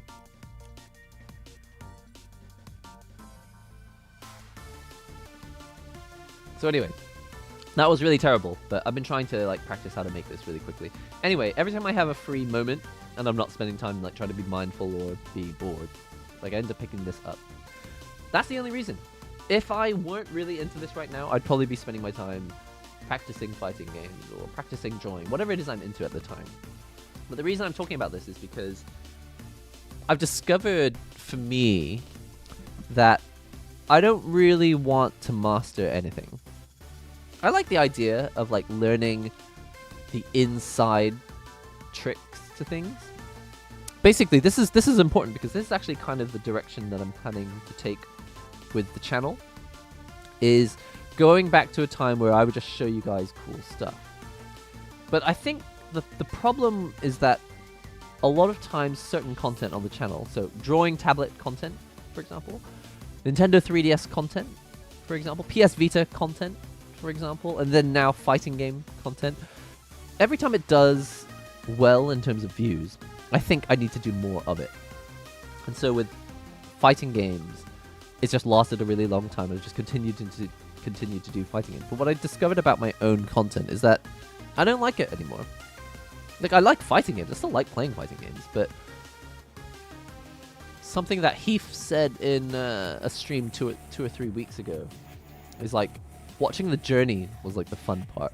And I started to agree. Like, watching my journey with various things is the kind of content that I enjoyed making the most. Is the kind of content that I would like to watch the most.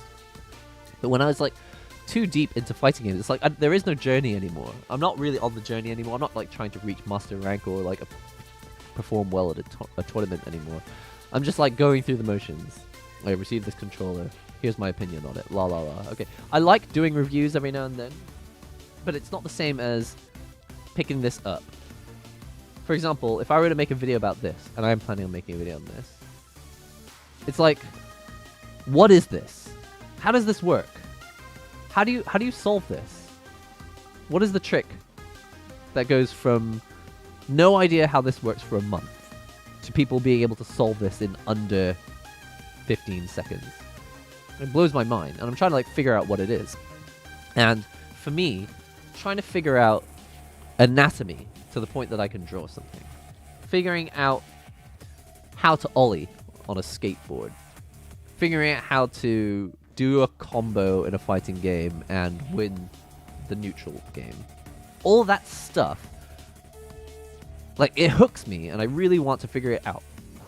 And I won't quit until I've figured it out. And that's where like all of my enthusiasm is channeled for me. Like, I want to go back to making content that focuses on that energy, as opposed to just, I've become an expert when it comes to controllers, but I'm not really.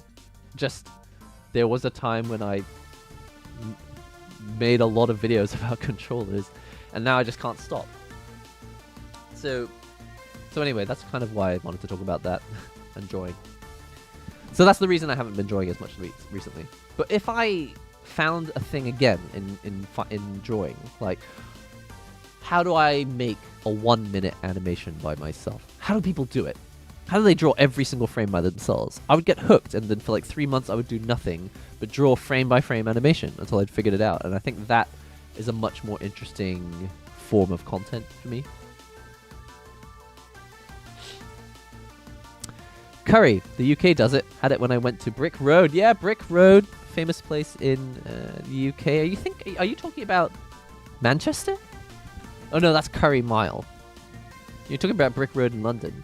Brick Road, I don't remember very much about Brick Road in London. I don't think I spent much time there. I think I went to the market there once.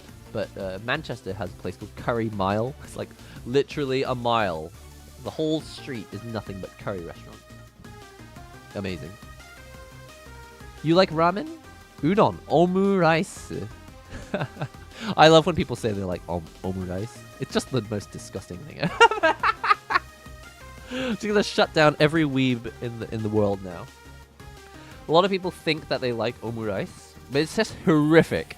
It's just the most disgusting thing ever. Sorry, there's no offense to you. Like, if you like it, like, plenty of respect to you.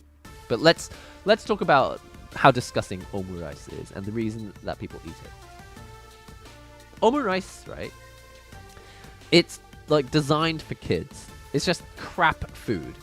It's rice, ketchup, and like a half-cooked omelet on top. Now, if you make it really well, there are things that you can do it to make it taste better.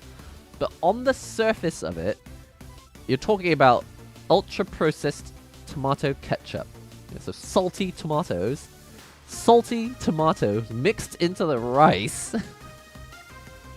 And there's like a plain egg on top. It's just horrific. I can't believe it. Like, I can't believe it has done so well. But it's really because of anime. People watch anime, and they're just like, oh, when people go to maid cafes, they write their names on the rice. It's horrific. Have you ever eaten it? And a lot of people think that they like omurice, but I think if they ate it, they'd know. It's just the most horrific thing on earth. I think it's just really funny that Japan has like tricked the world into thinking that if you go to Japan, you can have this cool Japan culture food. It's just horrific. Disgusting. But yeah, respect to you if you like it. Maybe you like the version that has curry added to it, or I don't know, maybe there's some varieties of omurice that are actually nice. 7-Eleven in the USA is selling milk bread sandwiches now. Okay, I don't even know what milk bread is, actually. I'm still searching for my favorite Japanese food. So far, blue buckwheat noodles. Are they actually blue? Isn't there like a part of the brain that doesn't like the idea of eating food if it's blue? Soba is good. Ah, man, I've had some really good soba. What a lot of people don't know about soba is if you go to the good restaurants, if you go to some places that sell soba in Japan, they'll bring you, after the soba's been eaten, they'll bring you the soba water. So the water that was used to cook the soba. So a lot of the flavor of soba noodles goes into the water and they just throw it out. But at some nice places that are like proud of it, how they make it, they'll bring you in a pot the water that the soba was cooked in. And you can pour that water in with like soy sauce to flavor it. And that's the other thing about Japanese cuisine. Name a piece of Japanese cuisine that doesn't have soy sauce in it. It's just like, why is it? It's like UNESCO heritage protected. Like the world has heritage. They've like world heritage protection on Japanese food, but really it's just soy sauce in everything. Name a Japanese food that doesn't have soy sauce. Listen, I love Japan, but I also hate it. But man, they just mix soy sauce with the water, and it tastes great. Soy sauce is amazing, and the way that they make soy sauce is fascinating. But unfortunately, a lot of Japanese culture and respect that goes into Japanese food is really just a love of soy sauce. Any thoughts on the Wacom moving? Hey, Liberty A, I have heard of it, and I've seen it. It's very thin. I like the idea that it's thin, but I think we talked about this in a couple streams ago. It's only HD? It seems really weird to release a tablet, a Wacom tablet, in 2024 that is 1080p. Even if it's 13-inch, I don't care. A 13-inch screen should not be 1080p. It should be QHD at minimum. So I don't know. I'm a little bit confused as to why Wacom released a tablet. I think it's more that they did a deal. They found a company that makes cheap, thin screens, and they were 1080p panels. It might be popular, though. The yen is so low that it makes it hard for Japanese people to afford a Japanese PS5 Pro. That's also true. I don't think there's a lot of luxury spending in Japan right now. The yen is really suffering, and I don't know. I don't see a lot of luxury spending in Japan. I mean, the people I know, at least. Like, very, very rarely do I hear about people, like, lavishly spending out, like, going all out, spending money on stuff. But maybe, I don't know. How fast can you solve? I'm not 100% sure. I'm under 3 minutes. But, no, I'm working on being sub 1 minute. I'm working on consistently being sub 1 minute.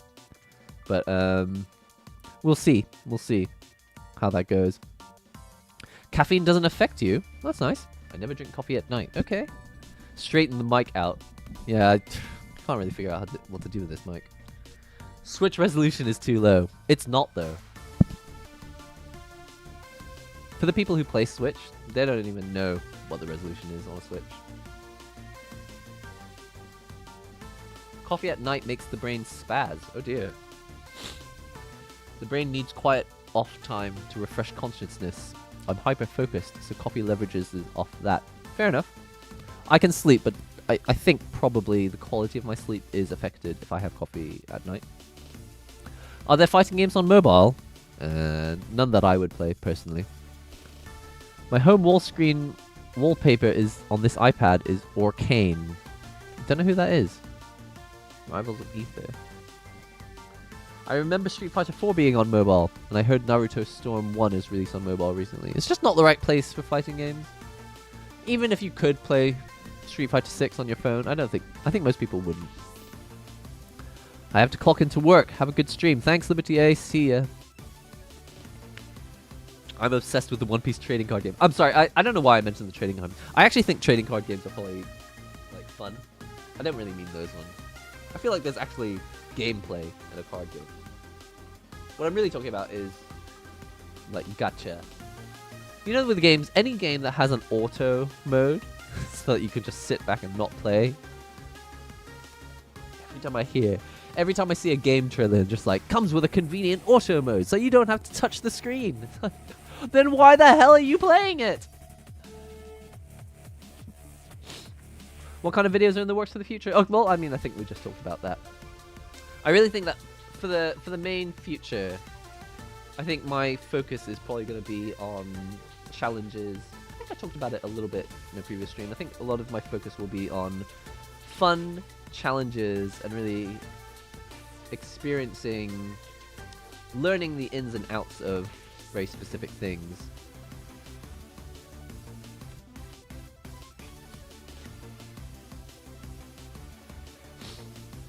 I played FF9 on my Switch on my subway commute in 2019. Ah, good times. Yeah, technology is really great because it has made it easier for us, like boomer gamers who grew up in the 90s. Millennial gamers, I guess, who grew up in the 90s. Like, now we can do amazing stuff like play games that we've already played, but on our phones and stuff. It is amazing. But it does, like, bring up the question, it's just like, what is going on with mobile gaming? Like, if technology has reached the point that we've got all this new stuff, but really spend all of our time just playing the old stuff, I feel like it really begs the question, it's like, what are we doing with our time, with our lives? It's really difficult to talk and play. It's really difficult to talk in Rubik's Cube at the same time. How do people do it? A 1 minute animation is like a month-long project solo. Yeah, but I think I'm more into doing stuff that would like take a month. I think I'd rather take a month to make a video that was fun and interesting than to just continue to autopilot on controller reviews. You're playing Final Fantasy X on the Switch during your flight to Germany. Sick. If you want high quality, then 6 months for a 1-minute video. Wow, 1-minute animation. Yeah, I can imagine it taking him 6 months to do that. Gotta head out for work. Well, you have a good day, Nihongo, and everyone here in chat. See you later, Joey. The omelet rice I made was great. It's rice, onions, ketchup, and eggs baseline. I'm sorry, Stakona, I respect you, but I just can't. I can't imagine myself liking any kind of rice product that is just ketchup flavored. Every time someone puts ketchup in rice, I'm just like, stop. Good to see you. Hope you're doing well today. Heath, we were just talking about you. I was actually just talking about what you said in a previous stream about the journey. Sorry, my screen is flipping out, so I'm just going to re-click on this screen. Where's my mouse pointer? Yeah, Keith, we were just talking about what you said in a previous stream about the journey, and I think that's really affecting my decision on like how to take content further in the future. Because I want to focus on videos that capture my enthusiasm into stuff. What did I say about the journey? I think maybe for you it was more fighting games, but what you said, Heath, about fighting games was that you enjoyed watching like the progress that I was making in a fighting game. Yeah, the fighting game journey. And I thought about that a lot, and I think I went a little bit wider. I started to realize, like, after like, how many years have I been on YouTube? 2020. I think I started in like 2012, so it's been like 11 years. I think it's been like 11 or 12 years that I've been on YouTube, and I think the times that I got the most enthusiastic about stuff was when I learned about something that I wanted to know more about. So I wanted to know more about the Nintendo 3DS. So I bought one and I figured out all the ins and outs of it. Then I figured out that you can hook a 3DS up to an HD TV. And I wanted to figure out how to mod my 3DS so I could do that.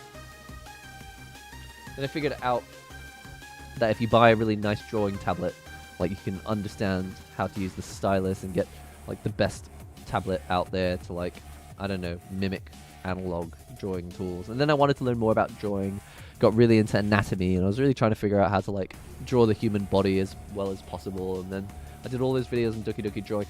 I think I like to get lost in a hobby.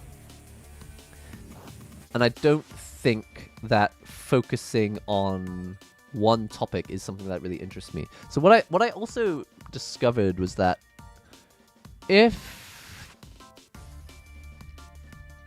I like achieve my goal of becoming really good at fighting games, like I get bored really easily. So I know that when I start to get proficient at something, I'm kind of like, I don't want to go any further with this. And the same thing happens with jobs. Even when I change jobs and I have like a good job, I'm like, I don't know, this job is good, but I've done it. And so I feel like part of the problem is that it's not really about quitting. It's about not being interested enough in any one thing to do it long term. I don't like to do things long term. Commitment issues. So it's kind of like a commitment issue. But for me, it comes from the fact that the joy for me comes from like learning like the magic part. For example, how many of you guys know how to sleep a yo-yo? When you throw a sleeper on a yo-yo, it stays at the bottom of the string and it continues to spin, right? A lot of people don't know how to do that. That's what hooks me. When I see that there's like a trick that you can learn that gets you on the inside of a hobby, that's when I want to learn more. That's when I want to spend 3 months figuring something out. And for me, at the moment, that's what this is. I do not want to be a Rubik's Cube channel. That wouldn't interest me. I don't think that would interest any one of my viewers. But I do want to make a video where I show you my journey, like getting better at Rubik's Cube. I do want to make a video where I show you my journey getting better at fighting games. I want to have all of these like pocketed experiences that are consistent in that they're like about the journeys, but I'm just not interested in any one of the topics that I would stay there long term. Are the Japanese stingy? I don't think I've I don't think I can think of any examples of Japanese people being stingy. Give me an example. Give me an example of what you mean by stingy. Like, what is a situation where another culture would be doing something that you would describe as stingy? I'm just trying to figure out what I'm supposed to do with this next stage. So I've got all the edges, but I don't have any headlights. I don't think this has ever happened. So I think this is one of those, like, I've got the two corners here.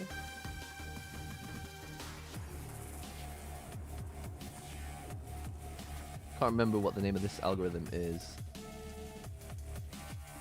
Oh no, did I screw it up? Oh, yeah, now I need to do these ones. Okay, so this permutation is one of the most fun things you can do on a speed cube. Anyone who's never done this before, alright, I really want to show you this, because if you don't know what it is, you can double tap. I know, fighting games, right? You can double tap on a speed cube. So if you flick with this finger like this, 1, 2, you can double tap. So 1, 2, double tap, 1, 2, double tap, 1, 2, double tap. And this algorithm involves multiple double tapping, well, double flips, I guess you would call it. So this one, you go double tap, U, double tap, U, 1, U2, double tap, U, flick, and then it's done. It's just beautiful, like, seeing it happen. And what's really great about it is, like, I can learn the trick. And it's really satisfying to do, because you double tap with your left hand, like this, with these two fingers, and then you flick with this finger. So if I just do it again, what is it? 1, 2, oop. 1, 2, 1, 1, 2, 1, 1, 1, 2, 1, 2, 1, 2, 1. And then I think we'll be in place, yeah. And then we're in the same situation we were before. So 1, 2, 1, 1, 2, 1, 1, 1, 2, 1, 2, 1, 2, 1, 2. Ah, it's so satisfying! So satisfying! Nepgear, how's it going? I can never solve a Rubik's Cube. Hey, Nepgear, I saw your comment on my video from 11 years ago. 10 years ago. Man. I appreciate when people go back on the really old videos. Because I check comments all the time. Not like individually, but I check my overall channel comments. And it's just like, when I see names that I recognize, one, and then also I see it's a comment on a video from like many years, like 10 years, a decade ago. I appreciate that. What games are you playing nowadays?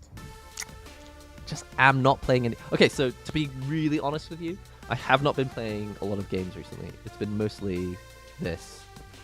Just been playing with my cube.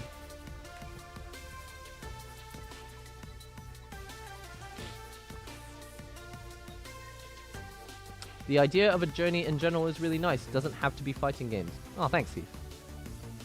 I'm gonna look into it further. I've been editing for a few YouTube channels the last couple of years. I found that in general, videos and channels that have a narrative structure are really effective. Yeah, I think I looked at my content. I thought, what's working really well right now? And I thought, I'll make that the main theme of the channel. And the main theme was controller reviews.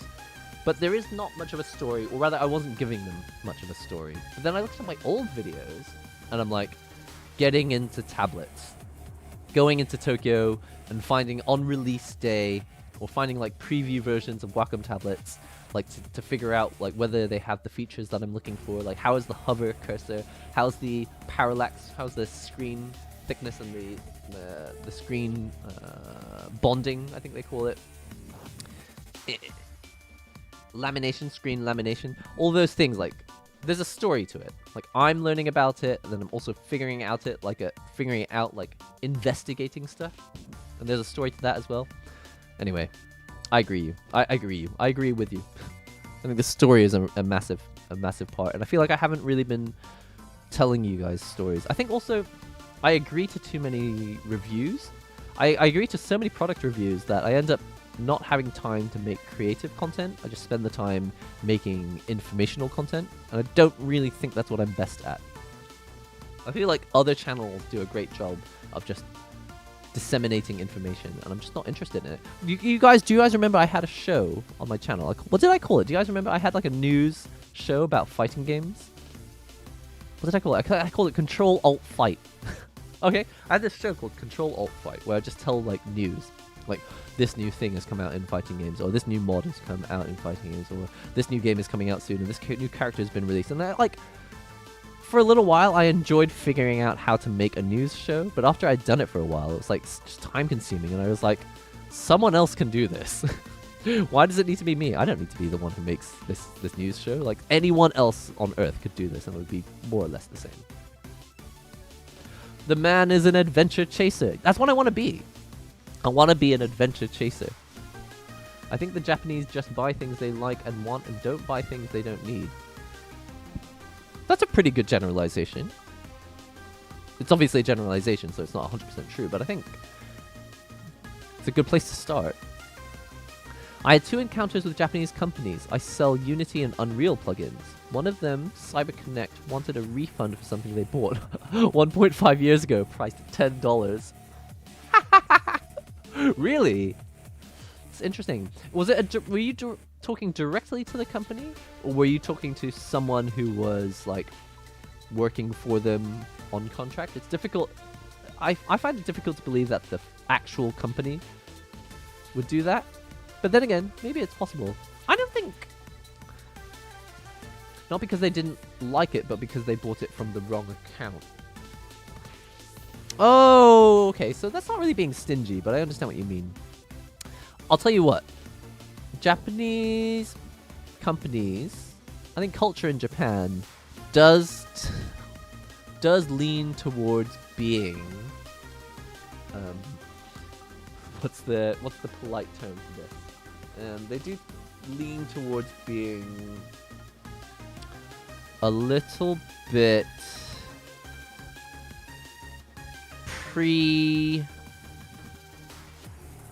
No, the word's not predisposed. What's the word when you're a little bit occupied? Preoccupied.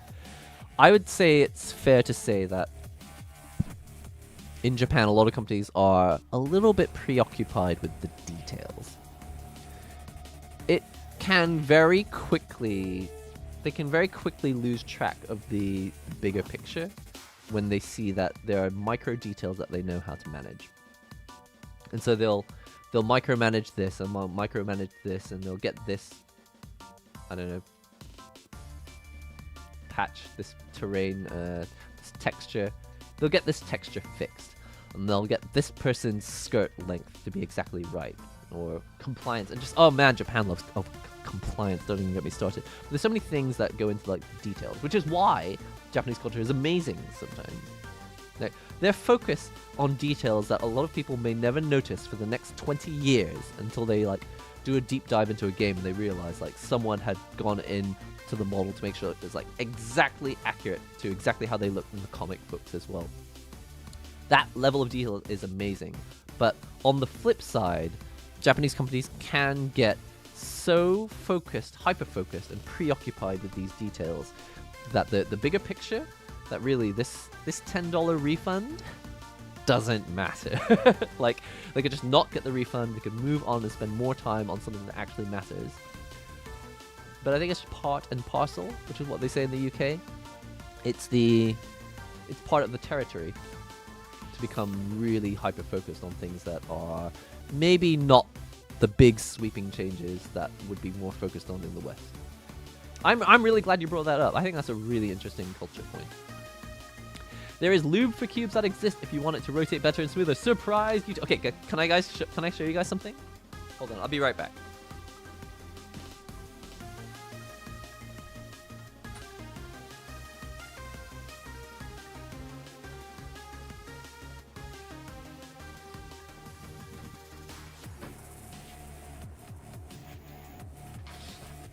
Oh no!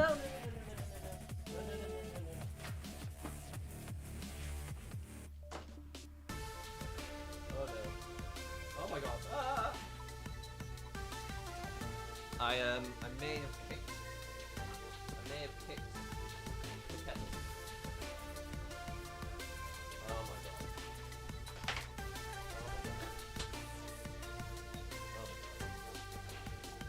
dangerous. Dangerous because I have an electric fan right next to it. Oh my god. Don't ever let me do anything in an excited way ever again.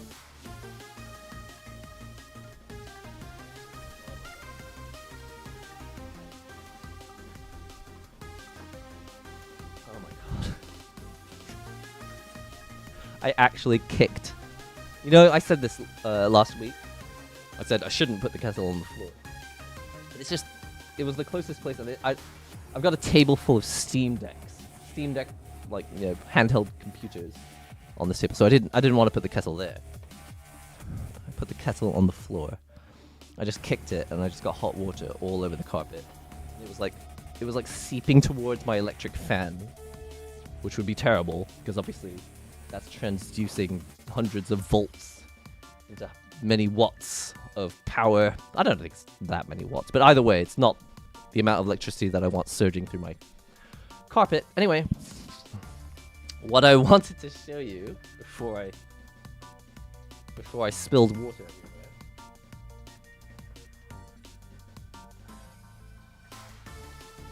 What I wanted to show you was this. So surprised U69. This is amazing. This stuff is amazing. Okay, not so keen on this. I bought this. It's called FZ Glide. And I can understand what it's for, I think, but when I put it on, I've got an RS. This is an original. Oh, sorry, this is a GAN cube. But downstairs, I've got an RS3M by Moyu, and I put this on it first. I think I'd like smoothing it up first before speeding it up. I didn't really like it though. I think I can understand what it's for, but I don't think it's for me. What I found worked really well is this on its own. So if you've never put any lube on a cube before, and you just put this, like you put like 1 or 2 or 3 drops of this on just like the main inner parts, like there. Spin it around and like it's like you've got a completely different cube. It's phenomenal. So anyway, anyone who's not heard of these things before, see, this is what I get really interested.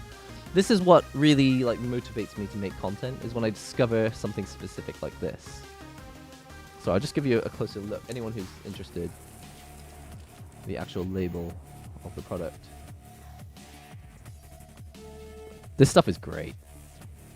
I bought like 4 or 5 different lubes. I've been trying them. But this stuff is insane. Actually works.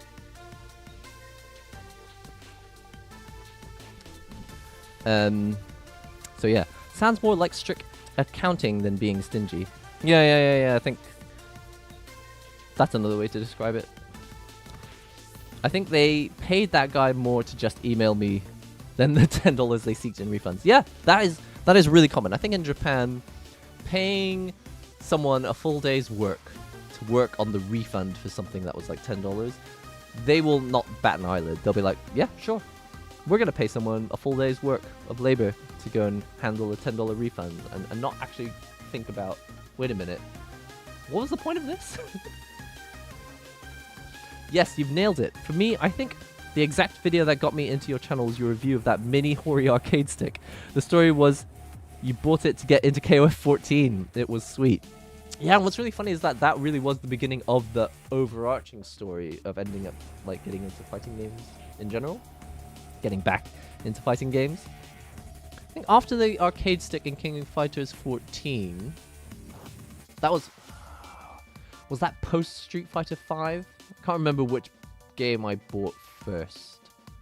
I remember returning Street Fighter 5. I remember buying it, playing it. There was no arcade mode, and I thought, what is wrong with the world today? And I returned Street Fighter 5. That was 2016. Had no freaking idea what was going on, and then a year and a half later, bought it again. And the rest is history. Gotta go for a bit. Oh, well, we'll be waiting for you here. Or maybe I probably need to go... What time is it now? 11:37. Maybe in another 10 or 15 minutes, I'll head off. But, guys, I can't believe I spilled water all over. Fortunately, it's not spreading anymore, but man, I'm going to have to clean it. What's up, Ken? I didn't see much modding sticks nor leverless vids from you much these days. Yeah, haven't had a chance to do as many mod type videos because, like I said earlier, I agreed to do these reviews for these companies, and because I don't have, I've been focused on having like a good work-life balance in my life, and I think the closer I reach like a good life-work balance, the further away from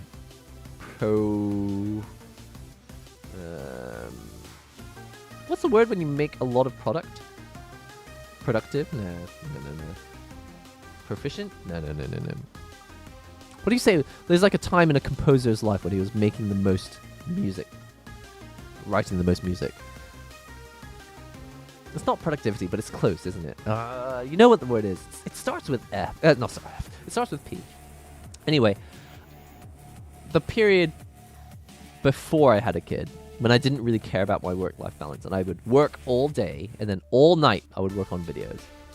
Every freaking proficient? No, it's not proficient. Oh, guys, you know it. I think it starts with P. If it doesn't start with a P, I'm really sorry. But there's a word. There is a word. The most, you would say, like the output of a composer. You know, Mozart when he was like in his 20s before he died early. Jimi Hendrix. Oh, what is it? It's like a part of their career. Anyway, it doesn't really matter. The more I have a balanced lifestyle, the less I work until really late at night on videos, and as a result, I just don't have as much time to. I don't make as much time to make creative content, but that's going to change. That's going to change, and I've said this a couple weeks ago, but I actually have an arrangement with the people I work with, so that I can spend time each week on focusing on my own stuff, and that's why like videos have been kind of changing in pace and sort of feel recently. I just want to thank you guys all for being with me on this journey, because I know it's been inconsistent. Even like I'm not blind. Like I watch my own channel's videos just to like get an idea of like what my output feels like, and I know it's not like it used to be. But analyzing it and trying to figure out what it is, it took a while. Well, I think I'm getting much closer to it now.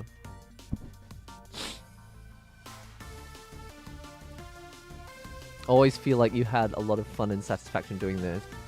Yeah, well, getting into the hobby and understanding like the ins and outs of like the really tinkering with stuff. Like that's why I'm really into like stuff like this.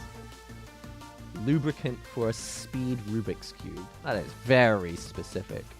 But I love the details. I just love the details. It's crazy, right? This cube, this is an iCarry 2, not UV. And it felt like crap. It felt awful when I just used it on its own. But after I put this, I put like I think I put 2 drops of this in it. Not on the pieces, only on the inside, on the axle part. And it's like, look at this. The auto alignment on it now, it's like gorgeous. It's a completely different cube now.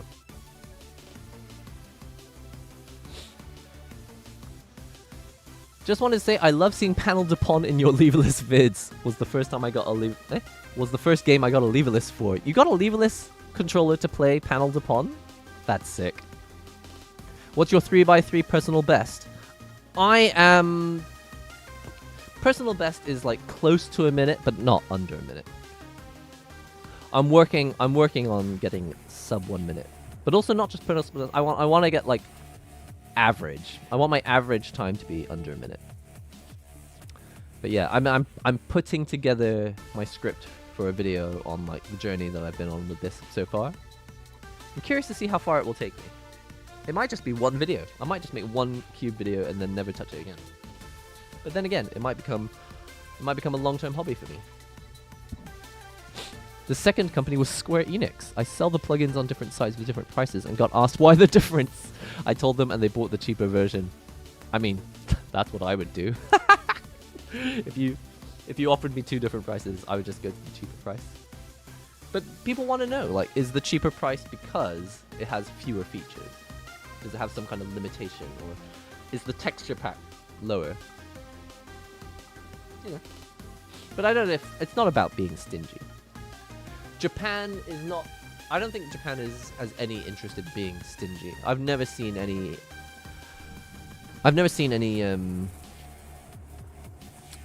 examples of stinginess per se, but what I have seen is a little bit of hyper focus and preoccupation with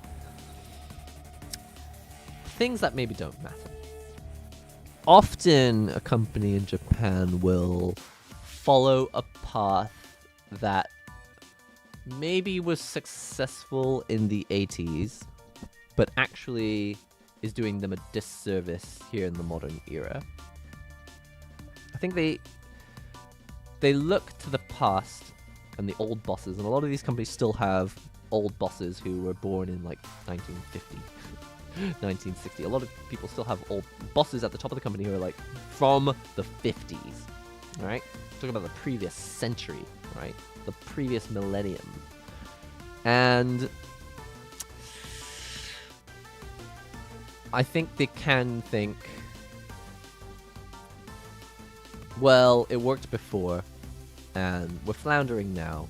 So what we should do is go back to basics. Let's focus on what we used to focus on. But it's not how companies work these days. Or it's not how they succeed these days. But you see a lot of companies just running themselves into the ground. They're spending money on stuff that doesn't matter. But if it were the 80s, if it were the 70s or the 80s, then those strategies might be working. But they don't anymore. I didn't think a billion-dollar company would Google all the sites I saw the plugins. Again, the time they spent figuring out the sites was probably more than they saved. Yeah, but I think more likely, for a company like Square Enix, if they Googled all the sites, it's more likely that they were worried that they were getting like the lower textured version. Like, they don't want to be using a plugin knowing that actually this is the version that's not HD or something like that. I think, from what I've seen in Japanese companies, I think like that's probably more the reasoning that would have happened there. What would you say is the most weeb game ever? The most weeb game ever?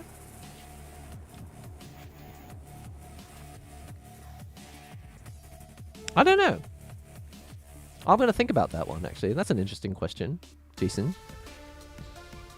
I don't know what the most weeb game ever. I can think of like the most otaku game. I can think like the most... I don't know.